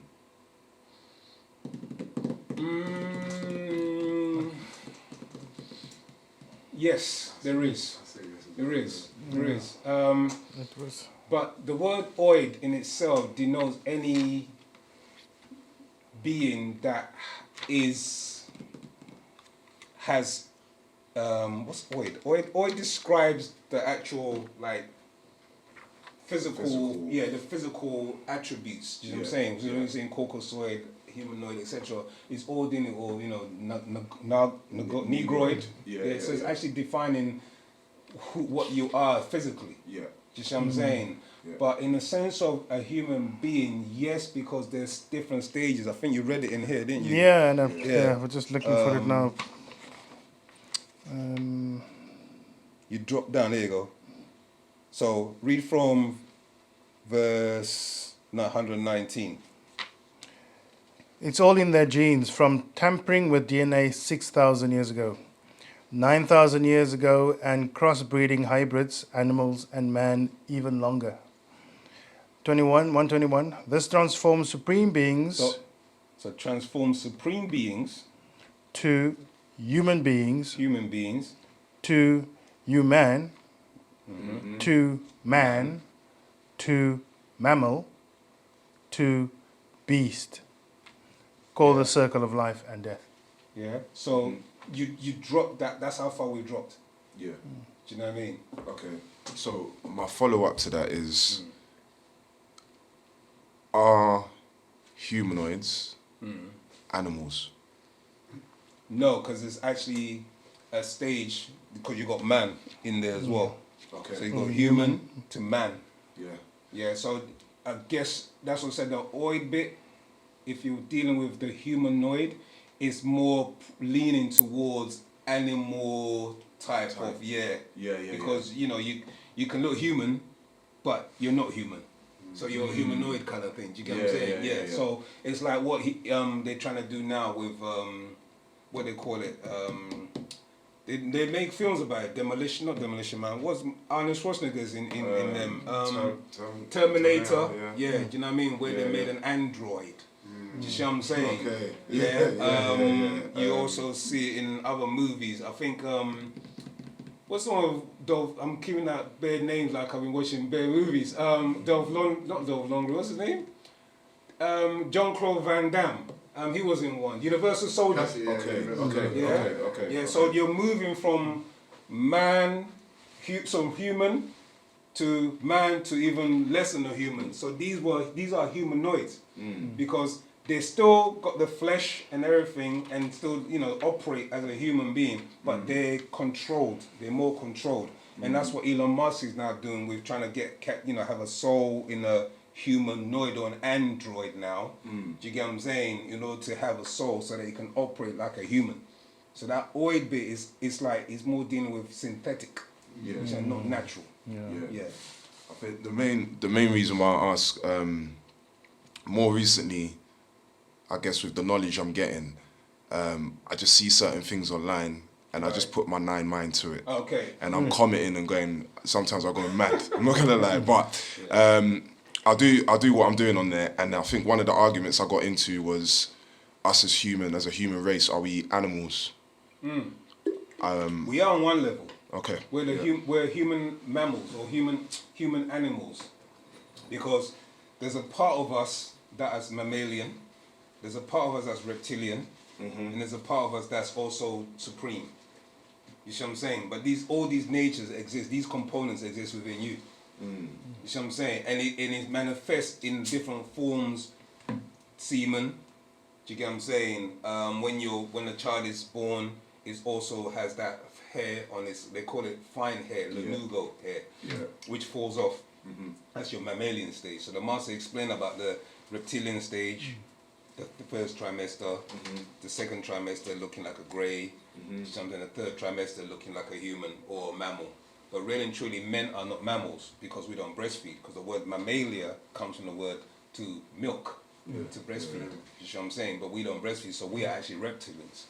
Do you get what I'm saying? And it's proven by the fact that we provide semen. But then women are also reptilian because they can also produce semen by way of the Bartholding gland. Do you see what I'm saying? So they're actually aquatic. How can I put it? Reptilian, mammalian species. Really, that's what females are. You understand? Yeah. So this is why when you go into the ancient teachings, the Ogdoadites, the reason why Earth is not a solid foundation of the planet is because it's dealing with a name that derived from the ancient word Iridu, which in the QnA form or the Sumerian word meaning home away from home.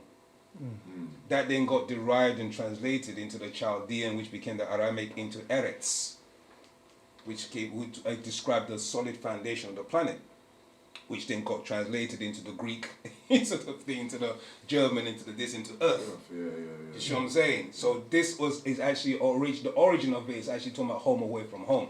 These are the Anunnaki when they came here in their thousands and landed here. And that became home away from home, where they were doing the mining, etc. You see what I'm saying? But the actual planet itself is known as Ptah Nun or Tiamat, which means maiden of life, or what does Tiamat mean again? I think it means, I can't remember. I did look at it one time.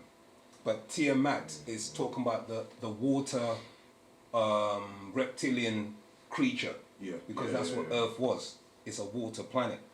You know, and we think we're breathing air. It's actually a fine film of water called hydrogen and oxygen. You know what I'm saying? It's actually water we're breathing. You know, but it's in a very dense form of it, or lighter form, should I say? Yeah. So all of this is describing that we are not human as what we think. Do you get what I'm saying? We've morphed many times. We've morphed over the years. Even the times of the when humans were on the planet. Coming out the waters, we've morphed. Do you get what I'm saying? We've also had interceptions where certain DNAs were being upgraded or tweaked in order to sustain ourselves in the environments that we found ourselves in. Extraterrestrials have come here and done that. So, you know what I mean? We are actually just supreme beings, and this is just, remember, the skin suit. To live in the aquatic environment. The real you is that supreme being that has forgotten its origin. Yeah? But yeah. Fantastic.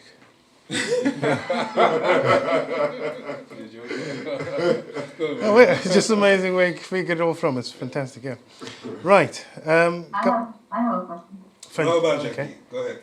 Okay, so I'm thinking about a person who's unstable. You know, as we're discussing the mind, Wu-Sabat, by practicing Wu-Sabat, that will really help them to be more stable. Yeah, Jackie, we can hear you, but you sound a bit muffled. Yeah, it's not clear. Yeah, it's not very clear when you're coming through.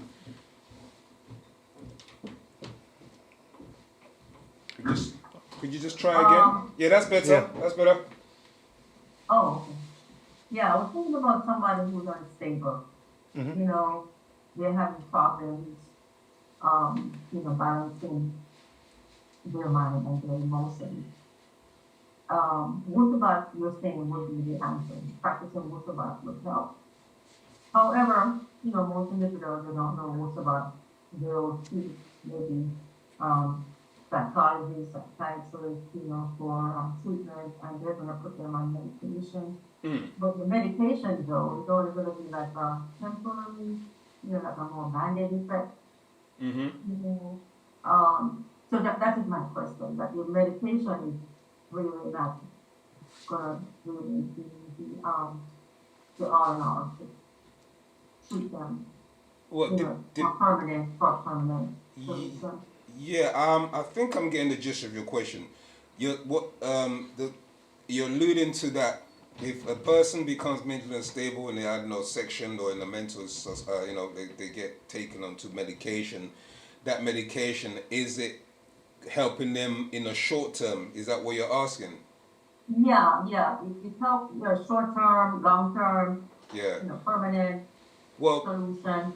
Well, one of the things about these medications, they have side effects, and it doesn't conform to your natural body. You know what I mean? It affects your sleep. It affects your mind state to a degree, because all it does is it targets certain specific parts of the brain and shuts them off. You see what I'm saying? It doesn't necessarily deal with the actual problem itself. So what Wu-Sabat does, it connects you with that part that they don't know about, or don't,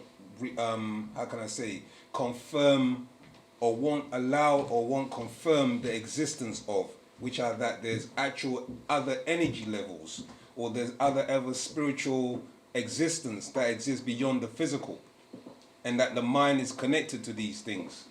You see, so that's the poor thing about the West and their methodology of trying to deal with mental psychosis or mental traumas or mental health, is that they don't deal with the spiritual aspect. So what Wu-Sabat does, it teaches you both sides. Obviously the healthy eating. What's the word? I always forget this word, but living in accordance with nature. There's a particular word I'm trying to find, but in essence, practicing that physical aspect of positive eating, spiritual living, looking after yourself, your mental well-being, etc. Then you have the other aspect, which is the chanting, the calling on your ancestors, the acknowledgement that they exist. You see what I'm saying? The fasting. These are aspects that they won't teach you about, so they'll give you the pill. You see what I'm saying? In order to try and cure or at least sedate the issue. But what Wu-Sabat teaches a holistic approach. So it teaches you about the physical and it teaches you about the spiritual and explains what is happening on both levels. Because we don't just say, oh, just chant. Just see what I'm saying? We explain why you're chanting. Because as you chant, you're making a communication, you're creating a resonant frequency, which is linking in with your ancestors. And those ancestors, depending obviously on the person's mental state, because you can have extremes in it. They do only symptom manage. That's right, exactly. They only do manage the symptoms, exactly. So Wu-Sabat manages not just a symptom, but the actual underlying cause of that symptom. But it has to be in an environment and that is, is conducive. It's also an environment where they can be allowed to express themselves. It's not an easy journey. I'm not going to say that. I'm not going to try and make Wu-Sabat like it's a easy journey, because most of it is actually do for self-application, and with the right support, you can do for self, but you have to be willing to take that support on, So yeah, it's that aspect that we cover. Like I think the brother was reading in here again. Goreg was reading about the voices. Yeah, so it talks about how, do you know what I mean, being on the right frequency or resonance frequency, that comes by way of the chanting, that comes by way of the studying Wu-Sabat, that comes by way of applying. Because once you open up that field of communication, your ancestors, they see you by your energy, your light. And that light frequency energy, if it's on the right dial tone, they'll be able to connect with you. So this is what we teach in Wu-Sabat. Does it help, Jackie? Yes, thank you. Okay, you're welcome. You're welcome. I mean, I don't know who is in your family, or etc., or if you know somebody in your family or somebody you know, but it's not easy. So please bear that in mind. Just do your best that you can, to help them. Yeah, I knew of someone years ago. Okay. And it was all about the meditation, but it didn't really pan out well. Yeah, no, it never does, because you're dealing with the mind is a very delicate but powerful at the same time. Do you know what I mean? And it's when you expose yourself to unsavory things, because it can happen by way of even drugs. Drugs can open up your mind to other fields of energy, and these beings can latch onto that and be in your mental. They can be inside you and reside in you for years and years and years and plague you. So yeah, it's a hard journey. You know what I mean? But it can be done if you put things into practice. It can be done. I thought at the time that this person might have been taken over by the spirit. Well, that is what's happening. You have because evil spirits anyway. Yeah, you got disagreeable, disembodied beings who are looking for a host constantly. Yeah, they're not sitting around. They're looking for a host, and when they find a host, they will latch onto that host and plague them, or use their bodies to satisfy their cravings. Do you see what I'm saying? So, if the person's, especially if they're in a religious state of mind, and they have suppressed the higher part of them that is able to fight whatever's going on with them, then it's a very hard battle. And why Wu-Sabat is here, because it's supposed to awaken that dormant higher powers that you have. But if you suppress it, and you've been suppressing it prior to even coming into any form of mental issues, and you've already killed your higher self already. Most people have subjugated or suppressed their higher being from a very early age anyway. So it's quite hard for them to embrace Wu-Sabat because of what they've been indoctrinated into, or what their beliefs, or what they want to hold on to. So when other entities come in and they control this particular being, you might as well say that they're like an empty shell, because of how they've suppressed their mind for so long. And the church, what they'll do, some of them will say, don't take the medication, and then, of course, there's no solution because the church might pray. for them, and, you know. I couldn't hear you probably. You've gone back to being muffled again, my sister. Yeah, can you hear me now? Yes. Yeah, the church might say, don't take the medication. At the same time now, their remedy is also not working because it's simply like, pray, just pray, let's say a prayer, and that should be sufficient. Yeah, but the question is, who are you praying to? Yeah. That's the question. Yeah. Mhm. All right. I hope we'll be able to give you at least something to utilize and help with. Yeah. Yeah. All right. We're gonna continue reading from. Was it verse? I'll go back from 137. Okay. Cool. Some will start to hear voices, chatter, whispers, loving murmuring, and lose track of their own thoughts, become insane or out of their own mind. 138, not in control of sound, right reasoning. 139, this is what faith and belief does to the clear thinking being. 140, no other living creature is asked to have faith. 141, they each live by their own nature, fate, and dictated by nature.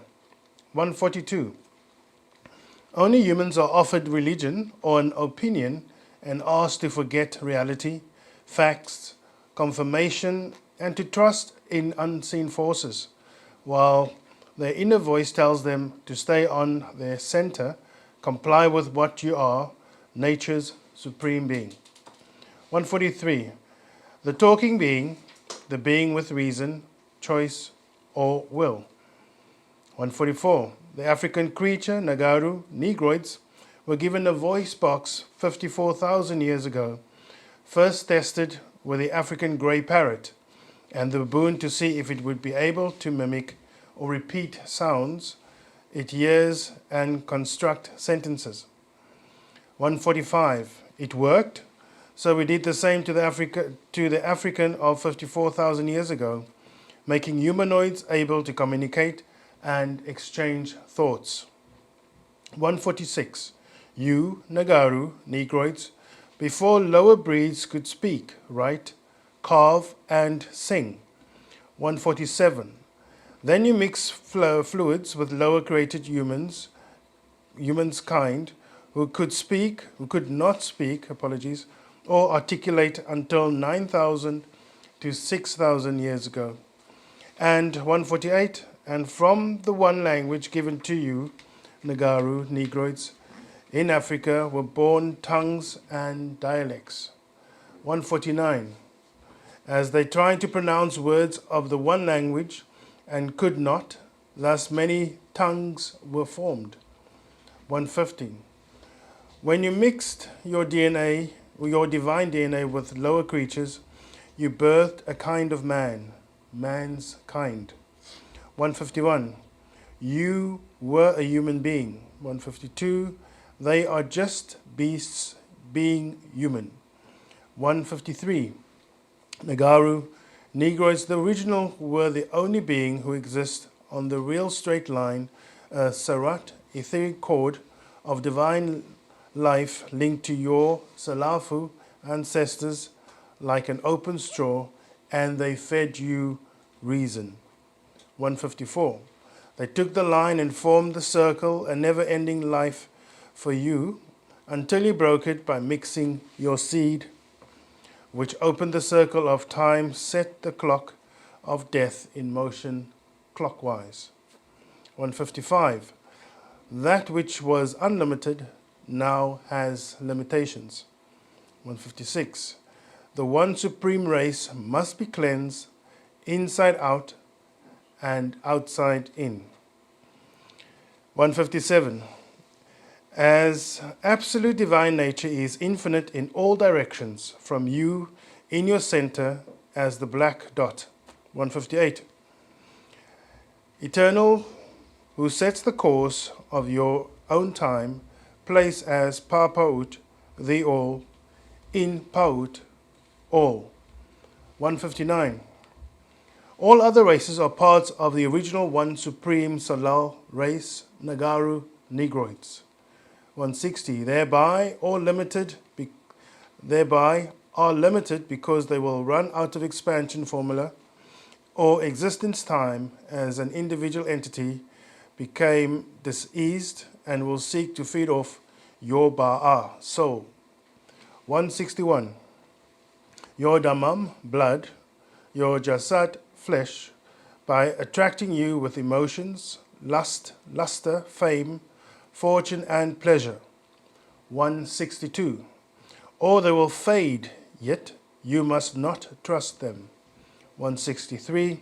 It's called replacing fate with faith. 164. Believe in them and their image, religions, beliefs of the dead over the living.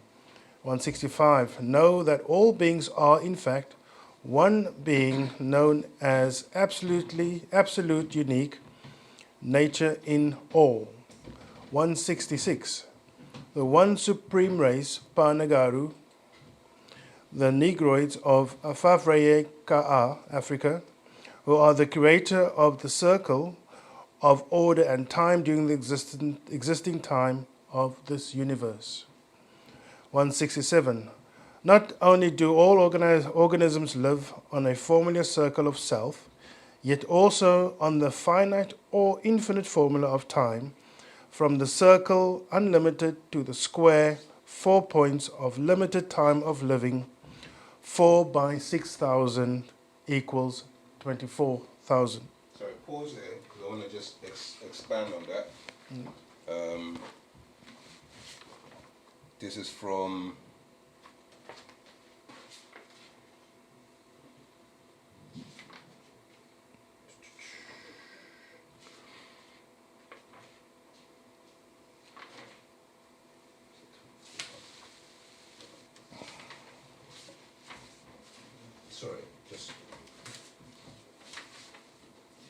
here you go. Right. So this is the 24. You mentioned 24, didn't you? Yeah, 24,000. Yeah, 24,000. So this 24,000 links into actual fact, the Master Secrets. So this is Master Secrets, the birth of Earth and the Matrix. Okay, so Don't attack me, that's fine. so from the birth of Earth and the Matrix, verse 7, it says, this one we are now on, Taha Earth. Taha Earth was given to grow up to 24 points. So its circumference is 24,000 miles. That's 1 mile of land mass for every year to date, to its ages of cycles of 24,000 years, called one equinox. Even days and shadow hours called night. The point in its time zone when the sun crosses its belt or equator, making night and day of equal length in all sectors of it. Setting its time from a moment is a measuring system of duration to become 24 hours. It's all based on the rotating vortex of its tetrahedron, a 3-sided Marat pyramid. 3 equals 8, as 3 times 8 equals 24. So oxygen, O8, was needed for this form of life, which was to be carbon-6, base life form, and needed 24,000 genomes or chromosomes to sustain its life form as chromium-24, Cr24. Chromium has the ability to resist corrosion, and the beings to be grown on this planet needed to be corrosion-free, so they were given carbon-6 coloring, that is chromo or chroma, the Greek word for color, black. The Nagaro Negroes were the first Kawak Muskasu planet people grown here on Sector 3, Zone 6, District 24. Okay, right. Sector 3 is third from the sun. Okay, Zone 6 is from the outside wall coming in. Okay, so that's the 6th zone coming in. That'll be 1, 2, 3 coming from Mars, etc. Will be 6th zone, yeah? And then you got District 24. So this is actually, like, in constellation-wise, dealing with extraterrestrials, star map. These are star maps. So that's how they will count Earth. They wouldn't say, you know, planet Earth, the third planet on. They'll say this how they they map out stars. So District 24 is just the district that we're in. You see what I'm saying? There are other districts, but it's District 24. Okay, based on the 24,000 genomes, etc. Is it? Am I right to say the Sirius system is in a different district? Exactly. Okay. Exactly. Yeah. That's right. Yeah. We placed on their chromosome of 24,000 one unique molecule now called HA-1. Yeah, HA-1, which we've talked about before. A small particle element or compound that will exist free and retain Nataru, Nasdar's Nitiru overseers characteristics. We did this 54,000 years ago when we gave them speech and assigned 24 beings of old, 24 elders as the Wahanu overseers. This Kawak Taha, planet Earth, was grown 90 million miles from its Reye sun and expands and contracts to 93 million miles. And its weight is 6 sextillion tons. It's based on Amamat cycles of years of 4. That is 4 equal time periods of 6,000 years each, 24,000 years. The supreme mathematics or Mamtat matrix of this planet is 3, 6, 9, 12, 15, 18, 21, 24, or 8 digits. 3 times 8 equals 24. So the matrix of this planet relates to its genome. Planet 24, or Taha Earth, was a project of the Ka'a spirit and Ba'a soul, Makwanu beings. So it's a project of these spirit and soul beings sent here to Munzul, incarnate or grow into sun genes, and had an assignment if they were to return. So you had Athunu, Rabu, Kamamu, 24 elders, 12 males and 12 females, Muhanu, overseers from Sa'at, Orion, and Sabatat. You have 24,000 miles in circumference. You have 24 years to an equinox. You have in the root race, Melaninite Kharadu children, the first world Salal race, Nagaru Negroes, 24,000 genomes. You have 24 hours of the day and night. You have the element chromium, 24. You have 24 colors of light. You actually have 24 signs of the star map, Dendara or zodiac. So the Mumbatu golden children, Melaninites, were given 24 accomplishments to master within the 24,000 years to be welcomed home as part of the galactical system of worlds, from this one universe into the Kale Makwan Art omniverse. The Nagaru Mukwan Negroid beings were given 24,000 years to accomplish these 24 heights of perfection. So it's a lot going on than just having 24 genomes, 1,000 genomes. It all links in to this planet, and it links into who you are as a being. Do you get what I'm saying? And what you're supposed to do to perfect your being. So that's all part of why. So I just want to just tap on that and link it all in, for it to make a bit more sense. I'm just curious, in the context of the accomplishments to be achieved. Yeah, you want to read it? You want to read it? Yeah. Let's read the accomplishments. I think some of these have been done already, okay, because you have the Adamites been doing their thing around the world, but decipher the 24,000 genomes. So they've done that in the Human Genome Project. Mm-hmm. Graft and clone, so that you can see that they've been doing that. Overcome killer viruses and diseases. Well, they're struggling with that at the moment. Mental or cordless communication of light, sound, and image. We know that is mobile phone. Yeah. Space travel. That's what Elon Musk is now trying to do. Transform Hg Mercury back to Au gold. They've been doing that in their science. I've been reading. You can check this out. That they're now actually even using water. You can actually turn water into gold in laboratories now. Yeah. So they know how to do it, but it doesn't stay for long. The stability of it doesn't last long, but they know the process. Split the atom. They've done that. Speak, read, write, and record time. Okay, these are things that we're supposed to be doing.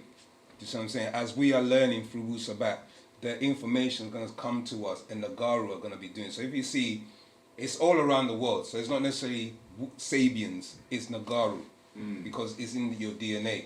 So if you look at parts of Africa, America, parts of the world where Nagaru are at, you can see children now are creating things. You get what I'm saying? They're making. A guy now has made a car that has no engine. And those kind of things. Yeah, exactly. No gears, nothing. You know what I mean? We don't need. It's using electricity to be powered or something like that. Or is it hydrogen? One of the things. Radio waves. Yeah, radio waves. That's the one. That's the radio wave. So we're also making those things. So it's going to happen in the morphogenetic field of the Nagaru race, where we're going to start mastering these things anyway. So this within the 24,000 year cycle.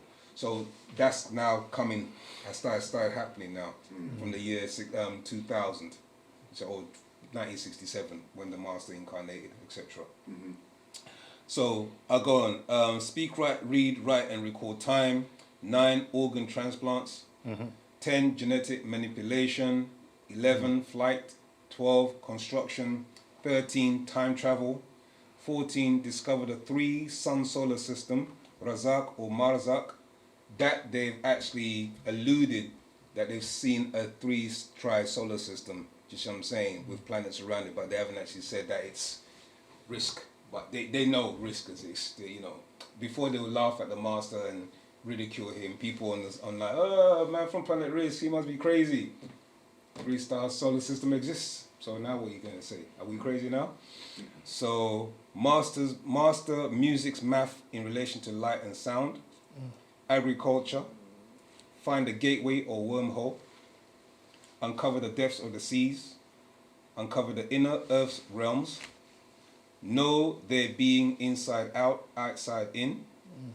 Speak in one tone. So The language. we should all be speaking this because tones open up vortexes. You see what I'm saying? So just keep that in mind.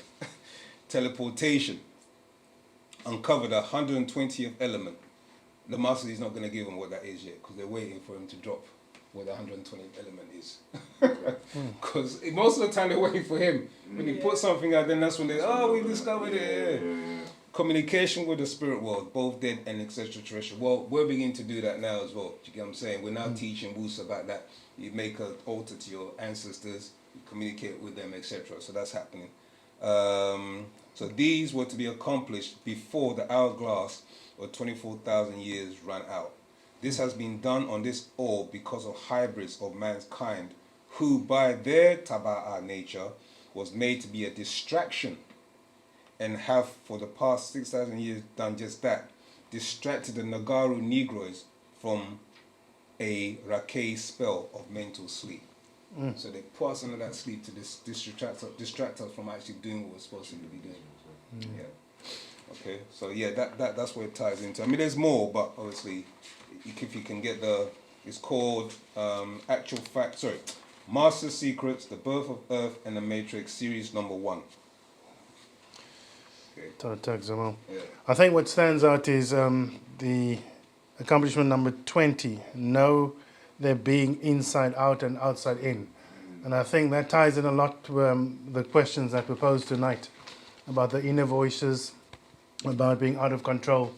And so I think it just confirms that there's inner work to be done, understanding, and like my brother alluded to, take the time, get the space, do the work, and achieve a positive difference. Right, I'm going to go back to 24,000. So I'm continuing from verse 168. You are in the third world of time, 169. The fourth world of time would be 18,000 years, or 6 plus 6 plus 6, which equals 18. The beginning of the last 6,000 years by imperfection. 170. There is a limitation of only 6,000 years of chaos starting at 4,000 BCE. The ending is not yours. 171. They were grafted into existence out of the proper time cycles. 172. Sick and diseased and have no formula working like all other creatures on this planet. 173. They are in fact unreal, a kind of man. 174. The Caucasoid as a race will not make the dimensional shift. as they have downgraded their DNA even further by mixing with animals, producing Homo porcine and Homo canine. 175. The same as a mule is an offspring of the jackass and a female horse. 176. A graftation into a mutation, not an original being. 177. He is a mutant, inherited characteristics, a Frankenstein monster, created in a laboratory called Shimtai in Baalbek, Lebanon, Laban. 178. So know, Nuwapians, your divine formula as the Supreme Being, center of Pa'ut, all. 179. Pa Pa'ut, the all, is I am. Nagaru, Negroids. 180. Pa Nawab Kawanu, the Supreme Beings. And that's the end of the script. Okay, just gonna jump to, I want to show that T.O. asked for, I don't know if you can see that, but if you want to take a snapshot or something, it's the thing is it's reversed, so I don't know how that's gonna work. It's reversed in the camera, but that's the 24 heights of perfection. Okay, for you who need to see it, but yeah, like I said, it's kind of go back to front in the. May I take a picture? Yeah, go ahead. I mean, you can take a picture. And then to add to that, I want to get more. There's another build on there's another book called The Master Secrets. Okay, again, unfortunately, it's camera reverses, but it's called Master Secrets: The Black Dot Helix Mind Link. So it kind of like touches on what we were breaking down, the mind last week, and also all expanding. It links both together. But in here, from verse 73, it says, let me just give this.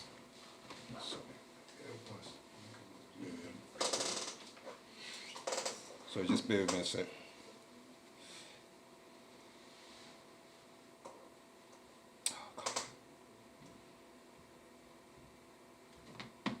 I apologize for that. I hope I can still be heard on Clubhouse, because we have to double check with Clubhouse. Right, so verse 73. Only human beings have that Sa'im, Sacham, divine mind. Actually, no, I need to go back, because we're dealing with what we've read, Pa'ut. And we talked about, we touched on Pa'ut, Tota. We talked about we spoke about dark energy, dark matter. So in this book, it just goes into a little bit more in the Master Secrets. So, verse 58. Natural nature is black, supreme balancement, and all other so-called colors come out of it. Just as this one universe of all colors came forth from a black hole. This is what the ancient elders called triple darkness. Dark energy, dark matter, darkness of black hole. So again, you go into ancient hieroglyphs, you see the noon bowl, okay? And you see 3 noon bowls. That's representing space, matter, and time. Yeah, so that's what you see it right there. Yeah, okay? Sun, and out of which chaos was born, or what they call triple lightness. Sun, lightning, fire. Verse 61. For once light came forth, with it came shawash, chaos. Yet dark is permanent and light is temporal. 63. Ordinarily, space and matter are inseparable unity. However, when space and matter is in what is called perfect union, extraordinary and divine things occur. Verse 64. There is no energy existing or can exist other than some form of dark matter and dark energy. The creative soup of this universe, creative energy, Nuntat. Okay? So just giving you the ancient names for them so you can correlate, you can relate to what is being addressed here. And of course, energies are the active parts and ingredients of physical, material existence, also working in the brain's etheric seed as the akal nashat, mind energy, that melts down and become active creative sparks of electricity which within the synapses. So that's what's happening is when you receive a thought, this is what's taking place in your mind. There's actually an energy etheric seeds, brain seeds, they're known as brain newts. And these newts are actually, how can I say, well, it's going to explain it anyway, but it's going to melt, it starts to melt down into your brain, and your brain cooks it at a particular temperature, but these are your thoughts. So those thoughts are coming from Parnataru. Do you see what I'm saying? Once you're connected to them, you start to receive those thoughts, but this is the actual process that's taking place. So I'll just carry on reading. So active magic energy is the form of mind and reason in thought process. The brain seeds melt down to brain soup, that being the maye liquid fluid or water of the thought needed to activate the electrical charges or changes of the synapses, which activate and is activated by rules of natural nature and suitable conditions in all nature. For such meltdowns of the warming up of brain soup, of course activates all thinking and reasoning. So that's why we teach that Wu-Sabat is, or 9 ether, is the motivator and activator, and it's the highest mental faculty of your reasoning, because this is what's taking place. You're accessing brain information, etheric energy that's coming in. For such meltdowns with a warming up of brain soup, and of course activates all thinking and reasoning unless you have an unnatural brain seeds. An unnatural brain seed is a result of defective genetics. So that goes back to the question was asked about, why there's instability in some people, why people are going mad or crazy, etc. This is what's taking place. You have unstable brain seeds that are actually affecting the way your process, your thought processes are going on. Okay? So these defective genetics from the disease of, unnatural brain seed. An unnatural brain seed is a result of defective genetics. From the disease of Barasi, leprosy, or other venereal diseases caused by unnatural sexual contact between human beings, beasts, or musyad mutatalu, extraterrestrials from other worlds.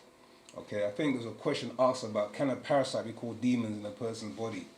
How important is it to remove them to connect with your ancestors? Was that? Okay, yeah. We haven't got much time left, so I'm going to just read this. This is what's wrong with the Caucasoid race. Their brain soup is affected and does not heat up to the perfect temperature needed to activate divine mind. Only human beings have that Saim, Saham, divine power. No other animals or beasts have that in their genome, like the Nagar Nadu Negroids, having 24,000 gene sequences put in by the overseers. Genes maintain all the genetic data of a single cell present in the cell by the DNA of the nucleus. So it goes into the gene, etc., etc. And talking about junk DNA. But I just want to just give you another scope and perspective of what's taking place. Yeah, we haven't got much time left. We're running out of time now. Before it was like so in it. Okay. So can parasite be called demons? Yes, we refer to in ancient cultures or in ancient times, parasites, bacteria, viruses were known as demons because they affected the mind. So this definitely is important to remove them so that you can connect with your ancestors. Yes, it is very important. I mean, there's various things that you can drink or take, do you know what I mean, to remove parasites, fasting, other things like chanting even, etc. And that again latches on to the number 20, the achievables, cleaning yourself inside out and outside in. What's the difference between a Nataru Negroid and the Sabians? Okay, the word, Nagaru, if you're saying Nagaru refers to us as a species. Sabians is to do with the practice of our culture, okay? And Nawapian is to do our science. You understand? So one is to do with the science, Nawapu is the science, and Sabian is the culture that we live. So Nagaru are people who are still of our race and our species, but they haven't embraced Wu-Sabat or Wu-Nawab as their way of life. Because obviously, as we were explaining, because of the scrambling of the genes, many people have lost their identity of who they are. And so they need to rekindle that. And the way to rekindle that is by way of this information. Okay? We're about to close off for class. I've got a question. Yeah, go ahead. It's a bit off topic. Well, it is off topic, so forgive me for that. It's all right. We're in a question and answer zone now, so. Okay, good. Have you got the book, The Psalms of Yanun? Go ahead with your question. Well, I'm trying to. If you've got it, I think it's Psalm 65. Okay. If you could read it, there was something about forgiveness in that psalm, and it just. Do you have it to read, or do we need to get it to read? I haven't. I heard someone read it, and I'm thinking, have I got the proper number? Is it 65 or 60? Okay. Someone's bringing it to us now, so yeah. Don't talk. So, page 65 or verse 65? Samantha? Jackie? We've lost you. Or is it us frozen? We're not frozen, are we? No. Okay. Which one says about forgiveness? Yeah. Okay, right. Must be this one. So Psalms. Okay, let's go to Psalm 65. See if it's talking about Psalms 55. Yeah, 63. Okay. No, it's talking about the Adamites and deceiving that one. So it must be verse 65. Page 65, I mean. The pity on them, their descendants, that cut off their unnamed, blotted out. We need a bit more. Okay, while we're waiting for... Is there any other questions or... Okay, invite them to speak. All right. So, Hamtat, assistant. Okay, Rahubat Zamaltat. You want to unmute? I don't know what happened. It cut me off. Yeah, it's okay. Mm-hmm. Yeah, I don't know if you found the Psalms. Was it 65? Is it page 65 or Psalm 65? I think say it again. Right, we got Psalm 65 where it talks about, let us Nawapians of Wu-Nawab rejoice. Children of Wu-Nawab, you are true Nawapians. Do not let the Zara seed of Adamites deceive you. Is that the one? Here, he is a worker of deception. For his Kamei alien overlords will try to convert you. Is that the one? For your Damam. I'm not too sure. I think if you read it all the way down, does it say anything about forgiveness? Because it was saying something, what got me is like it was saying that you can be forgiven for all that you do. But I know that in our doctrines it says that there is a karma for things that you do. You have to, go through certain things because of the things that you do. So it's a bit. I honestly, I'm not trying to avoid or anything. I cannot see. I'm familiar with what you're saying, but I'm not unless I read it. It's not showing up on page 65, and it's not showing up on Psalm 65 either. I've just looked at Psalm 65. Yeah. What about 64? What about 64? Hold on a sec. Oh yeah. No. Okay, right. Let us Nawapians of Wu-Nawab rejoice, children of Wu-Nawab. You are true Nawapians. Do not let the Zara seed of Adamites deceive you. He is a worker of deception for his Kamei alien overlords and will try to convert you for your daman blood and ba'ah soul. He is the sinner, and of what he calls the devil sinning from the very beginning. For this very purpose, Yanun manifested to you with Wu-Nawat, that with it you may destroy the evil. With Wu-Nawat, that with you may destroy the evil spell binding works of the Adamites and minions. In this work, as the Kharaju children of Parnatharu, the overseers, you will manifest your true divine selves. Whosoever of you Lamud teach and awaken of our own seed has saved a Ba'a soul, and your Mayod's past is erased for all you did while Tahul, ignorant. Save others to save yourself. Ghafor, forgive others to be Ghafora, forgiven yourself. Is that what you're referring to? I'm referring to. Okay. That's what I'm referring to. So Okay. yeah, it's saying that you will be forgiven, but we'll be taught that you can't be forgiven like that. If you do something, there's consequences. So I was a bit perplexed. Well, it alludes, what it's referring to is that Parnatharu will be the ones that will take that forgiveness, if I'm reading it right. So it says here, Parnatharu, the overseers, you will manifest your true divine selves. Whosoever of you Lamud teach and awaken. So this is the part of the forgiveness. Because if you take on the mantle of a Sabian and you do the works of Parnatharu and you are able to help save your own seed, it reads here, whosoever of you Lamud teach and awaken of our own seed has saved a Ba'a soul. So you will save a soul.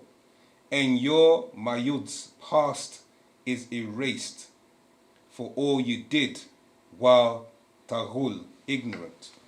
Yeah, so all the things that you did while you're ignorant is going to be erased. Some save others to save yourself. Ghafor, forgive others to be Ghafura, forgiven yourself. So this is Parnatharu doing the forgiving. Because they will erase all the things that you did while you were ignorant. You can't claim, so you won't be able to claim that you were ignorant no more, is basically what you're saying. Because now you know. Then you're saying that now I know. Now you know, yeah, you can't say that you didn't know, so your forgiveness is not going to come to you because of the fact that you know. If you didn't know, that's what it's saying here. If you didn't know, your past will be erased because you were ignorant. But now you're in Wu-Sabat. Okay, so he's really talking about those who were originally, in an ignorant state. Oh, gotcha. Yeah? When you were in an ignorant state, you didn't know. So all those things, the things that you were doing while you were in an ignorant state is what's going to be forgiven. Now that you know, you can't claim ignorance, so you're not going to get forgiven. Gotcha. Yeah, okay? Yeah? I think I was reading it wrong. No, it's all right, it's okay. I got that. I mean, am I explaining it right? Yeah, tell me. You heard me? Yes, you can be heard. Yes, so why would be forgiven if you know? No, that's what we're saying. Okay. The things that all right, let's just take for instance, you were doing things as a child or a young person, raving, whatever the case may be, getting into trouble, stealing, lying, etc. You didn't know, Wu-Sabat had never come to you then.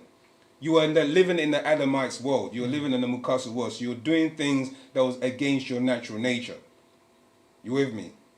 But when you start to awaken to Wu-Sabat and you are saving souls, that's your redemption. Because you're helping others to realize who they are. So those ignorant things that you were doing is forgiven. Are you following? Right. Yeah. Yes, I'm following, yes. Right. So if you did something wrong, as you know now. Right. Right. So this is what we're saying. Now that you know, it's your responsibility to know. And do You can't claim ignorance no more. Free pass is gone. I agree with Yeah, that. yeah. And we, you see, Wu-Sabat doesn't offer you the devil and God. It offers you are the devil and you are God. That's what it's teaching you, Wu-Sabat. Yeah. You are that devil and you are the God. So it's the choice you need to make. You can't What claim is the consequence? exactly. What What are are the the consequences? consequences for the knowledge? Now that we know. Now that you know, you're supposed to help others make, as it says, you're going to read it, Azamal. Of the scroll, the all expanding, verse 174, it says the Kakasu Caucasoid as a race will not make the dimensional shift, and as they have downgraded the DNA even further by mixing with animals producing Homo porcine and Homo canine, and that is what it's about. It's about being in a state, energetic state to make the dimensional shift. Am I right? Yes, that's part of it. Yeah, Part of it, yeah, that's definitely part of it. So your journey is towards perfection. I think we're gonna probably go. Are we over time? What are you saying, Mr. Timekeeper? 1 minute. The Adamite. Let me read. Okay. How long we got? Yeah, got 30 seconds. Right, judgment upon that. Love it. I like time. I like being under time constraints. Right. So, like just right. So, judgment upon the Adamites.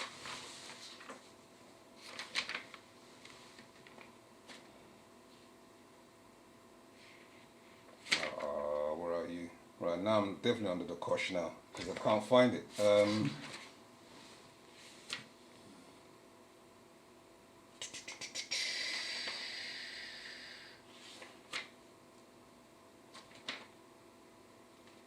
it this one?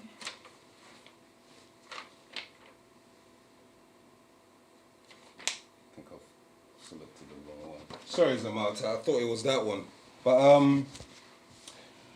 it's essentially your whole journey is to perfect your being. I'm trying to remember what book is in this. Either Earth and the Matrix, where it talks about perfecting your being.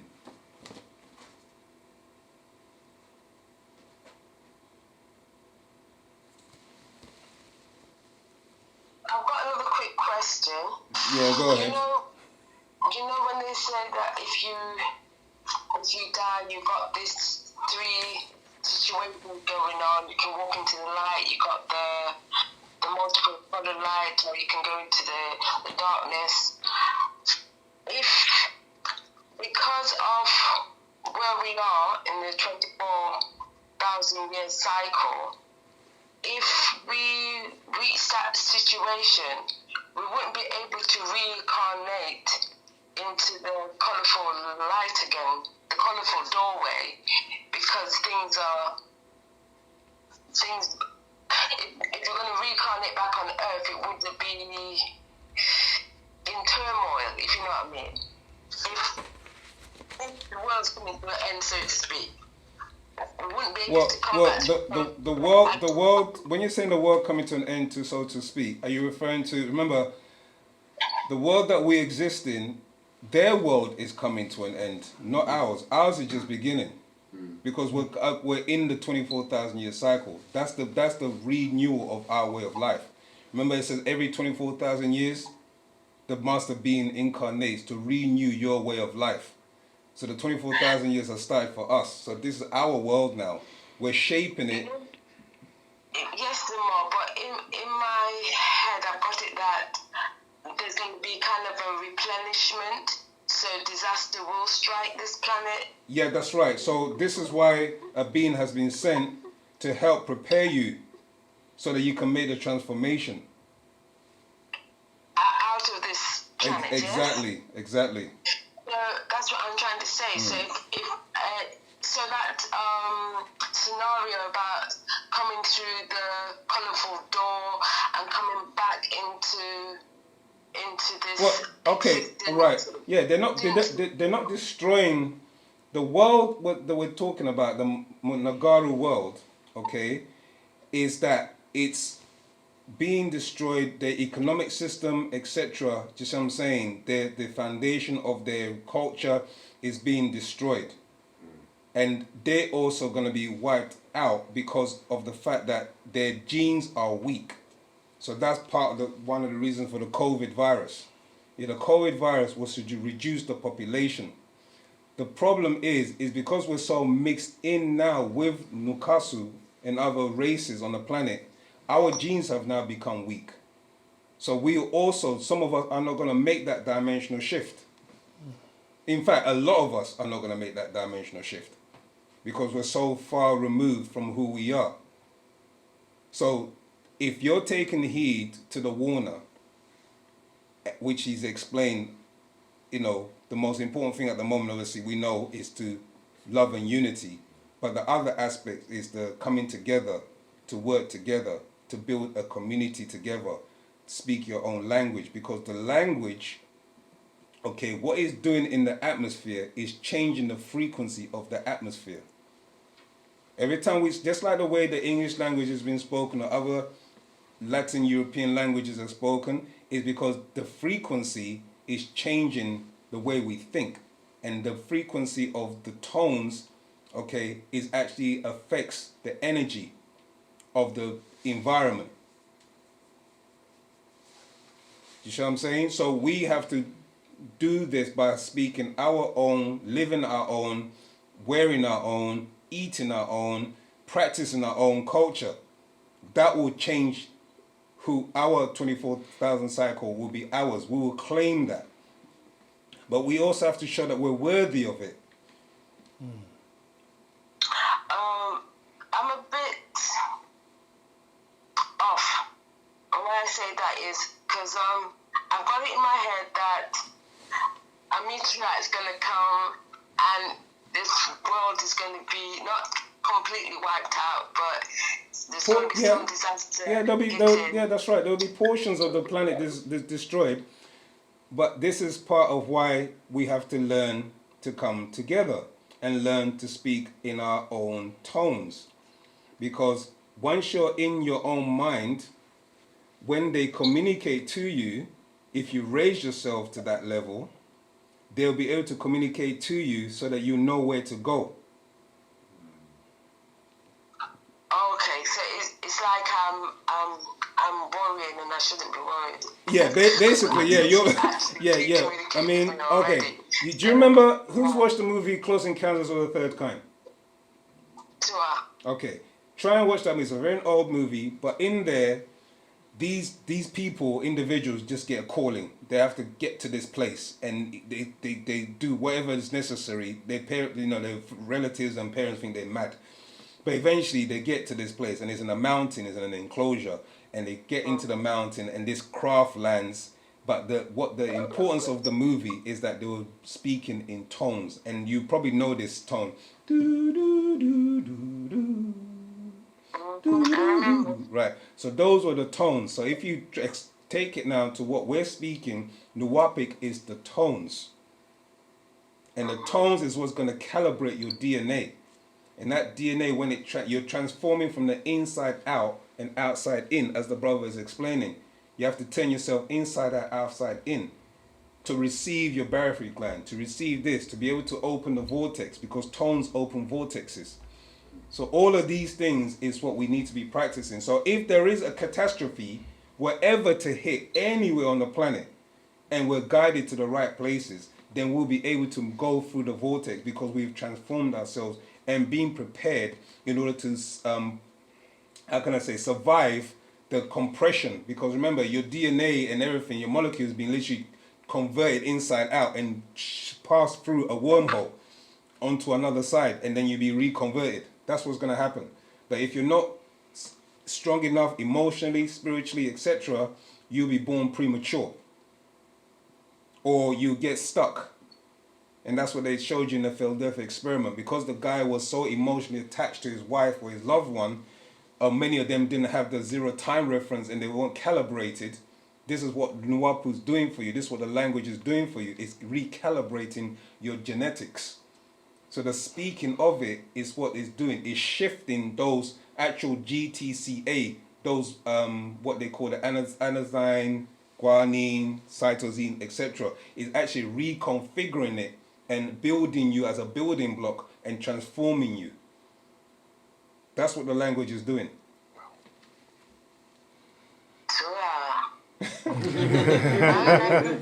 You like that, yeah? All right, yeah. But time's coming up. I was just gonna read, yeah. So remember, my child, the center point U of a perfect ball orbal cycle or cycle is equidistant from all contours of the ball surface. Now you know your purpose and reason of cloudal birth, to perfect your Mukwan being and world around you. How do I know these things? Many things you ask? Well, I was there, which is here, when the word was spoken, exist. Power-powered, the existence. Okay. Thanks, Zamal. You wanna wrap it up, Zamal? Right. Moisar, what an exciting evening. I hope and I think and I know that you you experienced the DNA explosion as we did, as I did.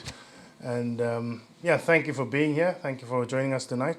Like we said before, you could have been anywhere else, and you decided to do what matters most during these times, and that is to connect with self, learn Wu-Sabat, so that you get in a position where you'll make the dimensional shift. And we wish that on all of you. Keep studying, keep going, learn the language, reinforce Wu-Sabat, and share with those around you. And we hope to see you back next week. Yeah, next week will be a different teacher. Myself and Goreg, we're going to take her time out. Might go where? Dubai? Why not? Why not? But yeah, Sounds good. Monsieur Taukum Lahe Yatoy, thank you for the class, coming to class. Goreg said what I would have said. And yeah, take care of yourself. See you next week. Again, each one teach one. All right? What do Moisar? Thank you.